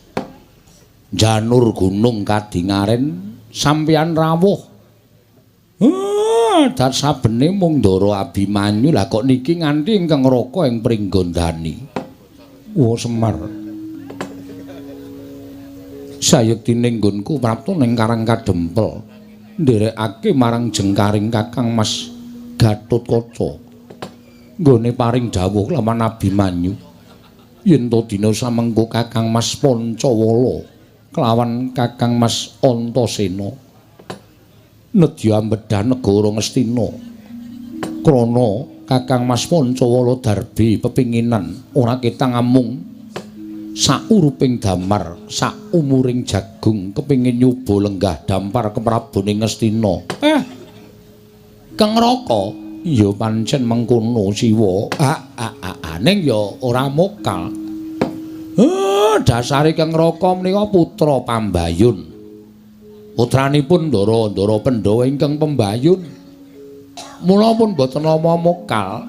Nek duwe penjangka sing kaya ngoten niku mung jane mung neter ketrimaning urip. Apa ya pancen nyata putraning Ndara Darmakusuma niku kedunungan Wahyu Ratu menapa mboten? Ya mung nek sak saged-saged aja nganti gawe geger. Tegesipun ampun bebudhek banyu bening kawontenan negara ing Ngastina. Disuwun kanthi ingkang sak sae-sae. Kula kinten nek tembunge niku kebaing tata krama, tembunge alus. Sinuwun Ngastina le nampa ya bakale alus. Pun ning nek dadak nganggo diwenehi perceka, dadak bedah negara niku kula sing ora mathuk, kula sing ora cocok.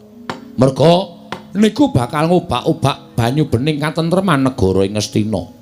Saya-saya piyai sepuh niku nek disuwarani sing rada ora kepenak mawon adat saben sok mubal kanepsane lho Den. Mareka Den prayatna samurires eka balik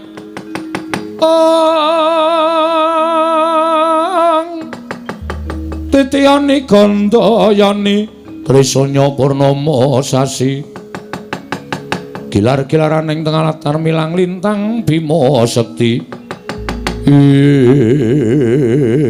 kocap kacarita nalika semanten Jan Abimanyu lenggah wonten sak jawining rangkah padukaning Karang Kadempel wonten tepining wana kadhiraken Ngraka Nalendra ing Pringgondani Prabu Anom Gatotkaca miwah Sanggyar Patpunakawan dadak sakoleng mangke kapis tinggal kapireng kumrosak werksa ageng samya rubuh kabarubuh rompal kaprabal pelajaring Kyai Antisura nyandak mawi trali Sang Abimanyu ditumpangake wonten ing gigir mlajar kapiyandeng kaget Nalendra ing Pringgondani wau Langlanging driya mangungkung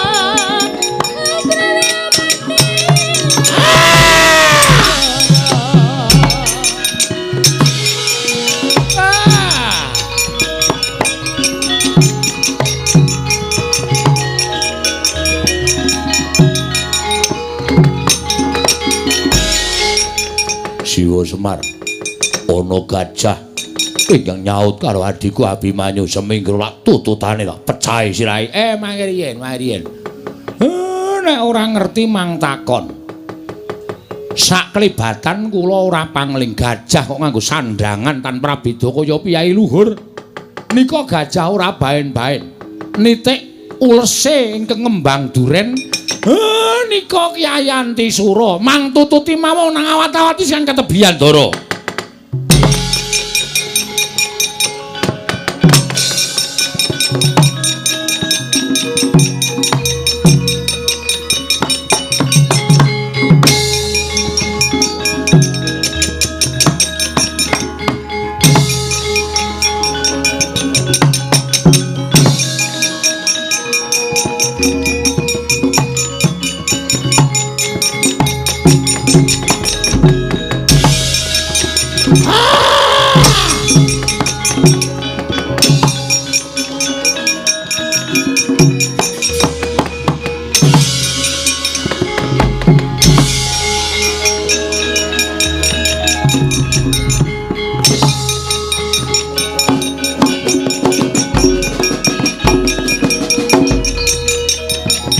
Ayo Reng Glis.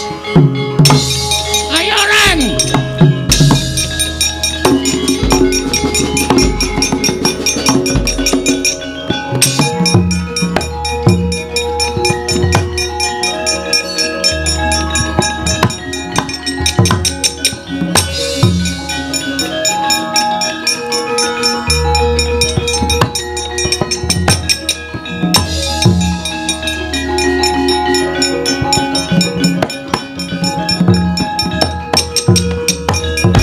Kuncang ganjing langit kelap-lapaton lerken sanging risang mawe gandrung Yayi Antasena piye Kang banjur bakal pirang dina meneh nggonipun Kakang lawan Siadi ngunggu marang rawing Kyai Antisura percaya karo aku ora usah semelang Kyai Antisura kuwi nadyan wujud satu wana wujuding gajah nanging kuwi gajah pusaka kuwi wujuding gajah sing pancen beda karo gajah-gajah liyane ya ming Kyai Antisura sing ngerti sapa besok ingkang pantes bakal lintir ke Prabaning Ngastina lan sapa ingkang pantes lenggah dampar mula nek nganti mengko gajah Kyai Antisura tekan negara Ngastina nggawa pawongan sapa wae Kakang Pancawala aja nganti duka iya Yayi pun Kakang bakal ikhlas lahir lan batin ora duwe rasa ngresula ya nek ngono dinteni mbuh tekan kapan pokoke kudu ngerti sapa sing pantes dadi ratu ning negara Ngastina Kang.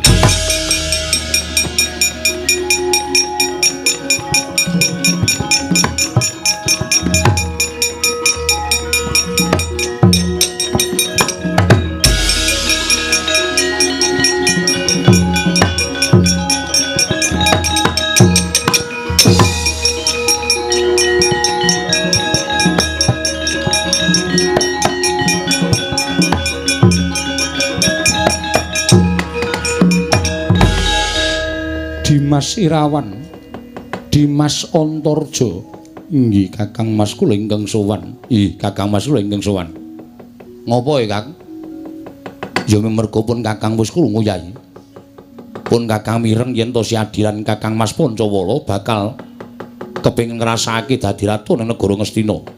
Tumulipun Kakang nusul ana ing kene sayekti ora ketamung sithik ngempek kamukten negara Ngastina. Sik, aja ngawur. Panjeni ate Kakang Pancawala kepengin lenggah dampar. Ning mau ngendikane Simbah Patih sing ngerti lan sing pono babakan negara Ngastina ki ming Gajah Kyai Antisura. Lah terus piye Dimas? Gajah Kyai Antisura Kakang Pancawala matur ngersaning Gajah Kyai Antisura sapa sing pantes antaraning Kakang Pancawala apa aku sing lenggah dampar ora ana sing dipilih. Malah Kyai Antisura medal saka wantilan mlebu ngalas seprene urung bali. Lah terus kok Dimas ora tumuli mukti ana negara Ngastina. Aku wong nrimo kok Kang nek pancen ora dikeparengake lan aku ki ora duwe ora kewahyon kanugrahan babakan kamukten wis trima dadi satria ngene iki ya ora apa-apa. Tur Kakang Pancawala ya wis trima dadi satria ngene iki ya ora apa-apa.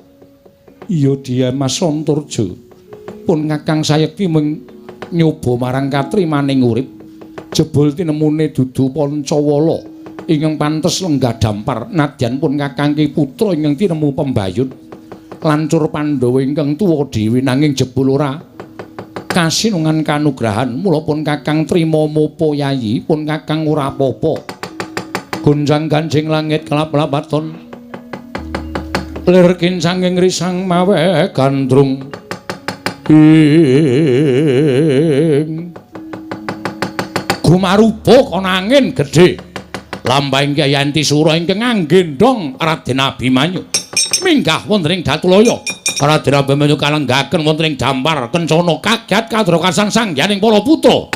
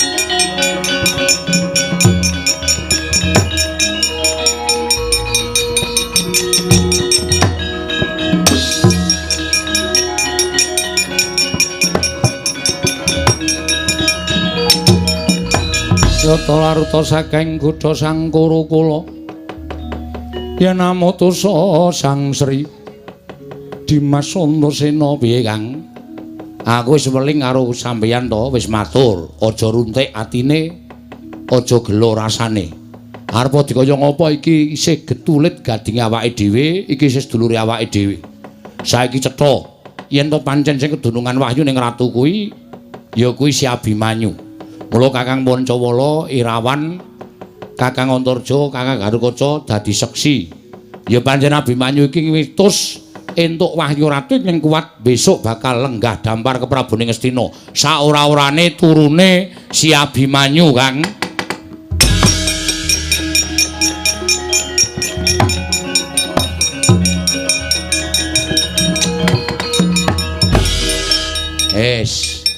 Saiki gandhe wis ana ratune sing ndapuk Nayaka aku. Dimas sing ndapuk Nayaka. Heeh. Kakang Pancawala dadi patih. Ya wis aku kari manut patih jero. Patih njaba. Wah, mulane ra tau kena kasus. Ning njaba terus kok. Kok tak loloi tangan cangkemmu lho kok kuwi. Kano Irawan dadi tumenggung nggih ngestaken dawuh Kakang Mas senopatine loro kula nggo abrak apa senopati kok kaya genter kaya ngono nggih pun sinten senopatine Kakang Garukaca karo Kakang Antarja nek ana apa-apa sing temanggung jawab Kakang Garukaca Kakang Antarja ya Dimas aku manut ya Dimas aku manut kula Petruk tukang asah-asah. Wah. Mbok ya tumenggung apa lurah apa ngono lho. Abdi dalem kok mung asah-asah. Ya kowe tak dapuk dadi tumenggung. Oh nggih. Kula napa ndara? Saora-orane mesti aku paling ora ya banyak dalang samunggaling ya, Truk. Ora ana pas banyak dalang ki ming anu ming apa jenenge? Kula napa ndara? Kowe RT. Oke, ora masalah. Tak gawe angel nek do gawe KTP. Gawe KTP ra nggo cap RT tidak laku. Ya ora ngono kok. Ora ngono piye? Kabeh do dadi senopati patih. Petruk dadi tumenggung kok aku RT iki adil ora? Lho. Hah? Ayo. Aku kudu dadi prameswari. Tak totok sirahmu kowe. Prameswarine sapa? Prameswarine Ndara Abimanyu. Njuk kowe rabi karo iki no piye? Lah nek gelem dengkul kowe tengok kene wae. Wis kowe tengok kene. Ngono. Ora ngono, piye? Mlumah. Ngene. Heeh. Dadi apa aku? Dadi paidon. Maksudnya? Ayo nek ratu idu neng cangkemmu kuwi. Mesti was mempeng ora. Aku dadi emban wae ya. Wah iya. Ya sing sok mbarengi ratu nek metu Semar nesu Semar ngono kae. Ora soal man. Wis ngono wae. Kowe pokoke engko dadi apa-apa sakarmu kuwi seksi sibuk, Gong. Oke. Ayo, Mas Senopati orang malang kerik ning ngarepe ratu. Yo, Bagong, ngono sopan dikit kenapa sih? Wis yo Kang, pokoke aku patin jero, aku patin jaba, Kakang Pancawala patin jero. Terus Sirawan Tumenggung senopatine Senopati Antarja, Senopati Galukaca. Yo Dimas aku mingkari manut. Pokoke sapa sing arep ngagru-agru lenggahing adhiku Abimanyu ning negara Ngastina, Senopati kudu tata-tata samapta ing gati saweging diri. Yo Dimas, wis to dawuh.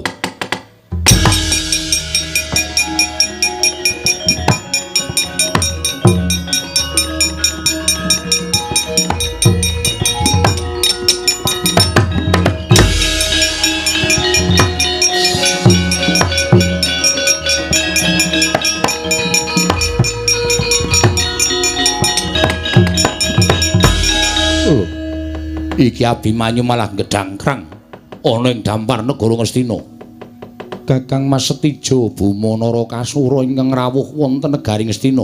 Abimanyu wonten dawuh negara kundurna marang Kanjeng Paman Duryudana. Mesakno Kanjeng Paman lan sakurawane padha nungsang buyang, padha mlayu wedi kalawan pengamuke Dimas Antasena. Yen Abimanyu ora menehake negara Ngastina marang Kanjeng Paman Duryudana, aku engko wis disraya dening Kanjeng Paman lumantar bapa Panembandana kudu ngrebut negara Ngastina. Yen aku iso ngrebut negara Ngastina saka tanganing para putra Pandhawa, aku bakal diparingi negara sak sigar semangka. Kang, piye Dimas? Ana parang muka saka ngendi? Lah iki kok saka ngendi piye to? Kakang Trakasura ini kok nggugu arepe dhewe mungsuhe aku, aja kuwatir.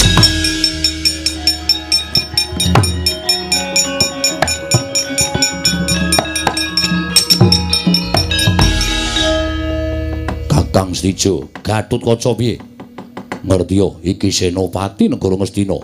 Raden Gatotkaca. Lho, wis ndapuk Senopati, ora ning kene papane rembugan. Menyang endi? Ning jaba. Babu Yayi.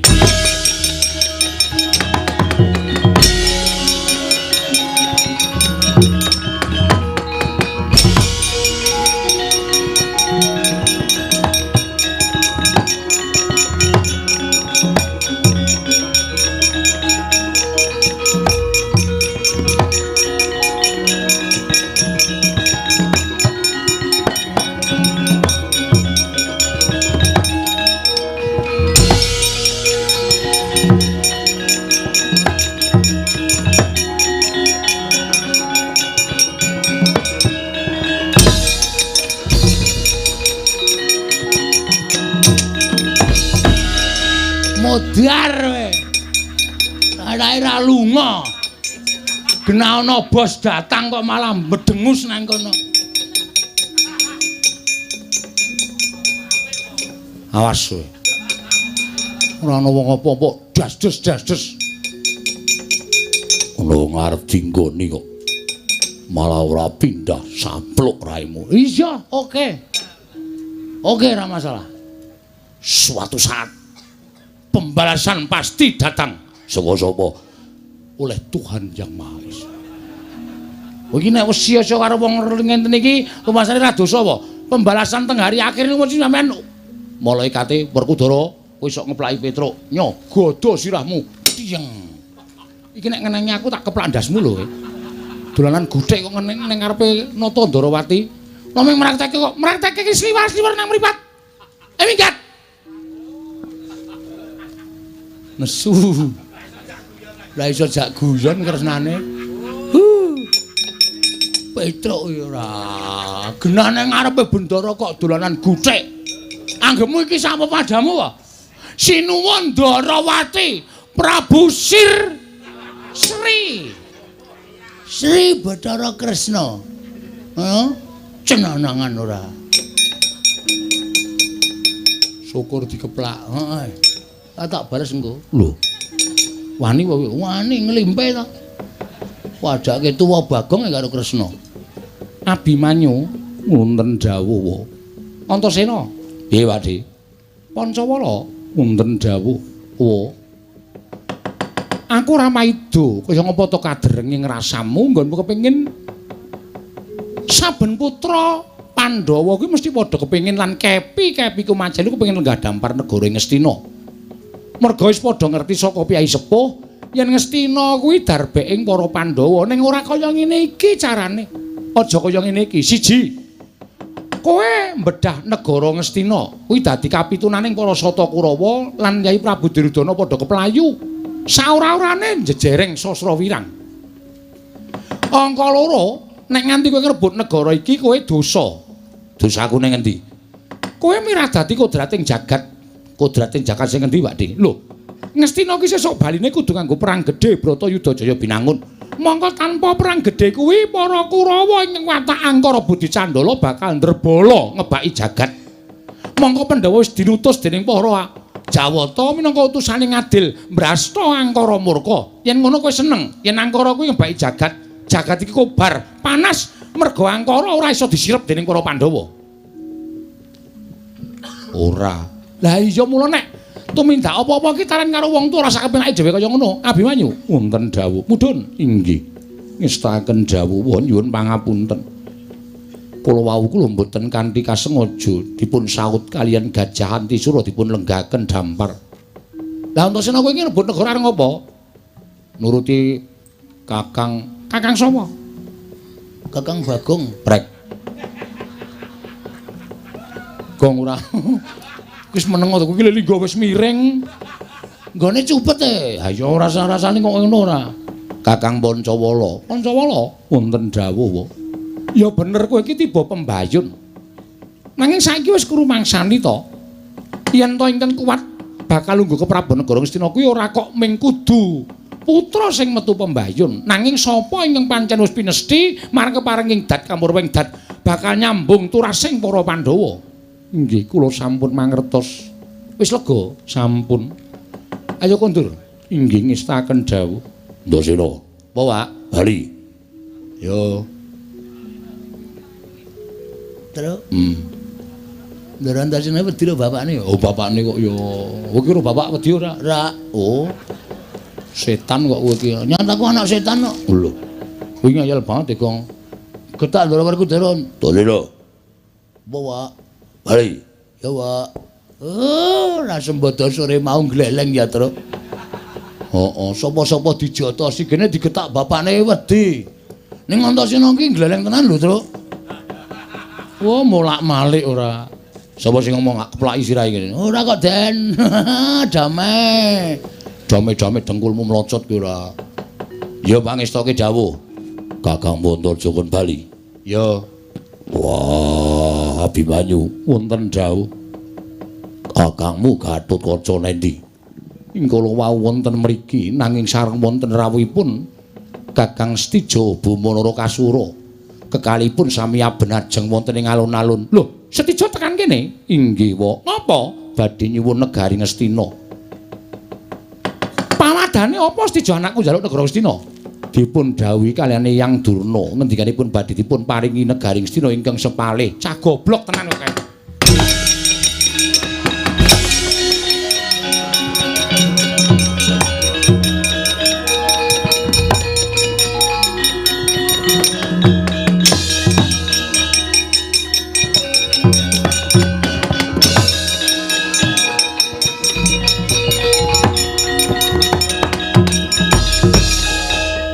Antasena.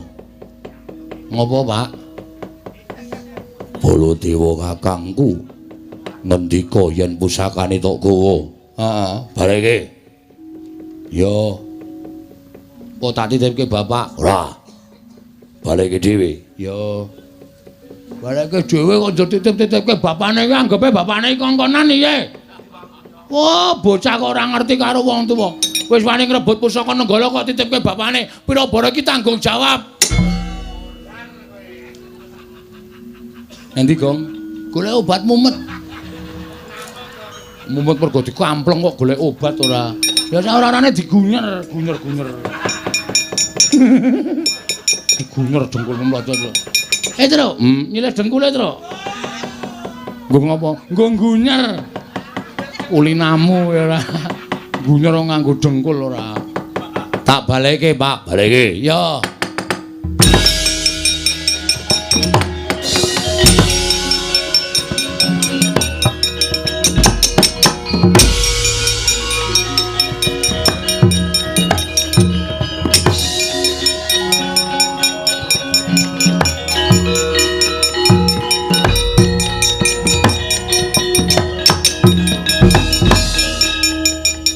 Senopati Ngastina Raden Gatotkaca rasa dadaku kan gunung tanpa guna Ngastina bali darbeing Paman Duryudana aku entuk separone negara Ngastina. Ayo jajalan Gatotkaca pecah diadamu. Wah.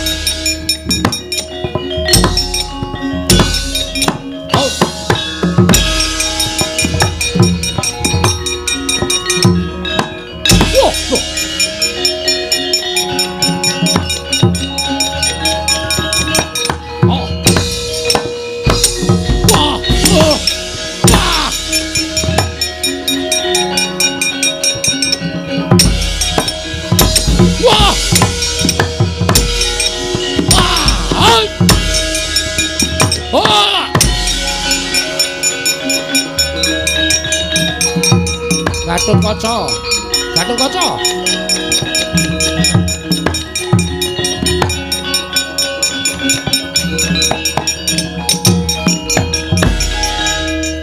Stijo wonten timbalan. Cubluk ing naler cingkranging samu barang ku ya kowe. Lha nuwun kados pundi paduka paring dawuh mekaten. Lho, kok sik to? Kok kowe kok percaya karo Begawan Durna?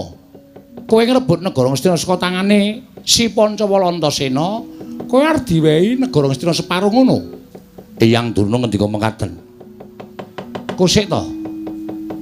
Selagine wong tuamu Kresna ingkang srawung karo Begawan Durna kuwi luwih suwe tinimbang kowe. Aku sithik wae ora percaya karo Begawan Durna. Lah kok dadi anakku lanang gampang men diapusi.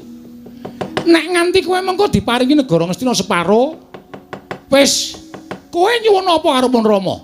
Tak paringi, Nggir. Tak paringi. Ning yen nganti mengko Durna cidra ngubaya, tegese ora nyata ucape Begawan Durna. Traju tresna tak jaluk nang panguwasaning Ndrawati. Sampun ngaten Rama, ayo bali. Ih, ngestakaken dawuh.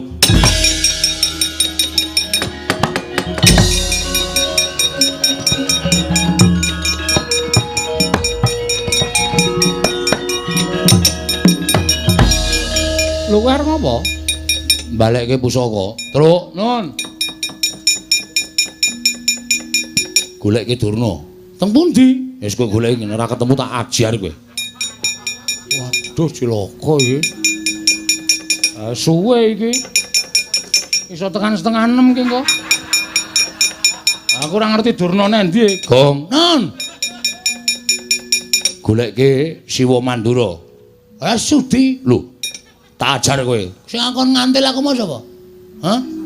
Bareng bal ngantem kok terus kowe kongkonan iki anggepe aku ki apamu? Ora sudi aku. Lho, wani karo Antasena. Ora, ning aja ngono kowe.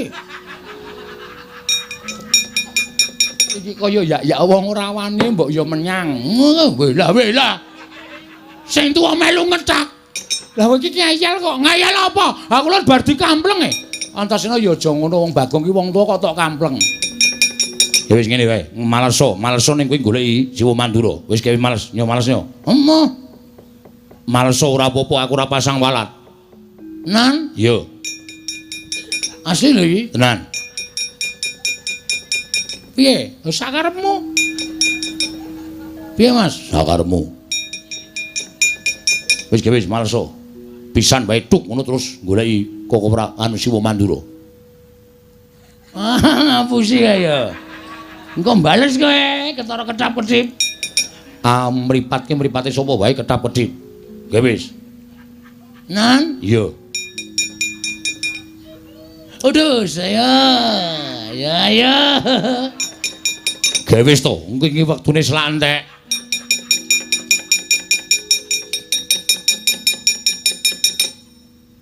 Loh, iki piye to iki? Arep mrene rawani. Lah kok malah aku wani iki piye? Sorry, ngono guyon. Guyon, aku ki ratu kok dijak guyon.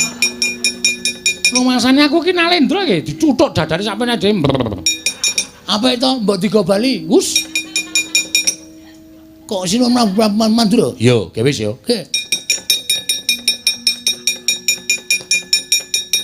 Wis kono dirampungi. Yo. Dirampungi Dimas yo.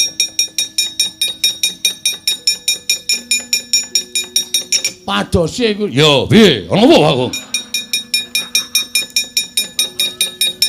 Sampeyan dipadosi Ndara Antasena. Wih lah jagat waisane ku Bathara. Eneng apa Antasena? Wah, setan iki. Kok kowe nyok? Ha wong tangane digeret sampeyan ae dhewe kok aku ya mung nyirokke suarane Ndara Baladewa kok. Aku ya ngurung ketemu Durna e. Ya.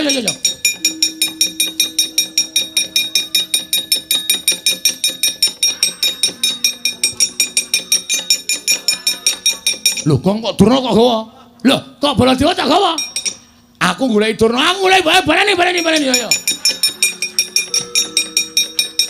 Kae lara rampung selak padang malen.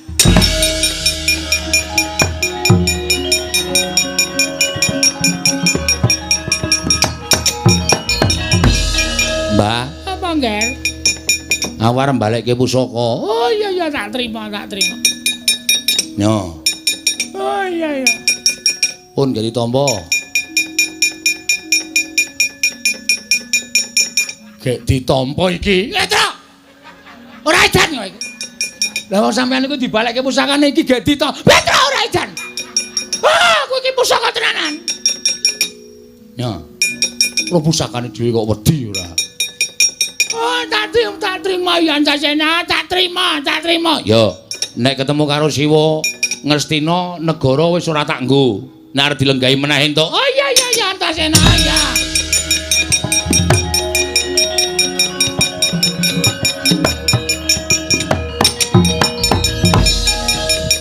Mboten nonton e. Sapa? Kang Wa Mandura. Lah kuwi apa? Oh, ora omong-omong. Iki ngopo Bagong kok nesusunya apa? Tak goleki e. Ya aku wis tekan kene. Nggih ampun dadi ngundurke pusaka, Pakde. Pusaka apa? Lho, Pakde rumangsa kelangan pusaka ora? Iya, Nenggala tak kundurke. Yo. Sone nek gunake Nenggala ora ngawur. Yo. Iki mergane wae. Oh, tak totok siramu modar kowe. Kene ya dawa dira pusakane dhewe ya, Tru. Ndekno nek wis nyekel pusaka. Iki pitik sapa mlebu perkara aku iki? Ora ana Baladewa kok ngrembug pitik kowe. Wis diasta. Yo, tak trima. Ngastina tak kundurke, Pakde. Yo, tak trima Antasena.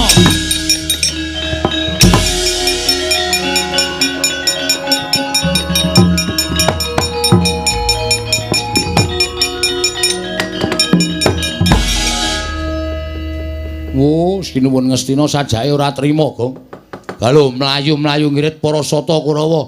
Dendam karo Ndara Antasena, Ndara Pancawala. Matur Ndara Werkudara. Yo.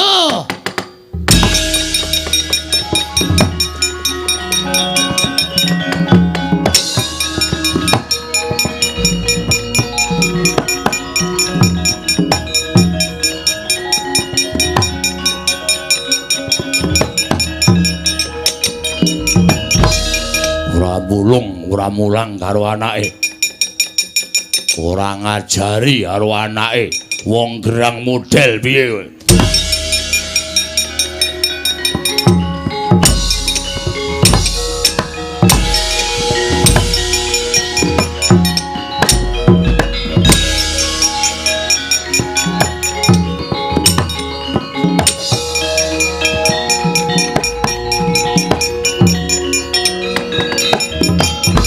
warsa madangi jagat mungo-mungo sapucaking bukir gunung-gunung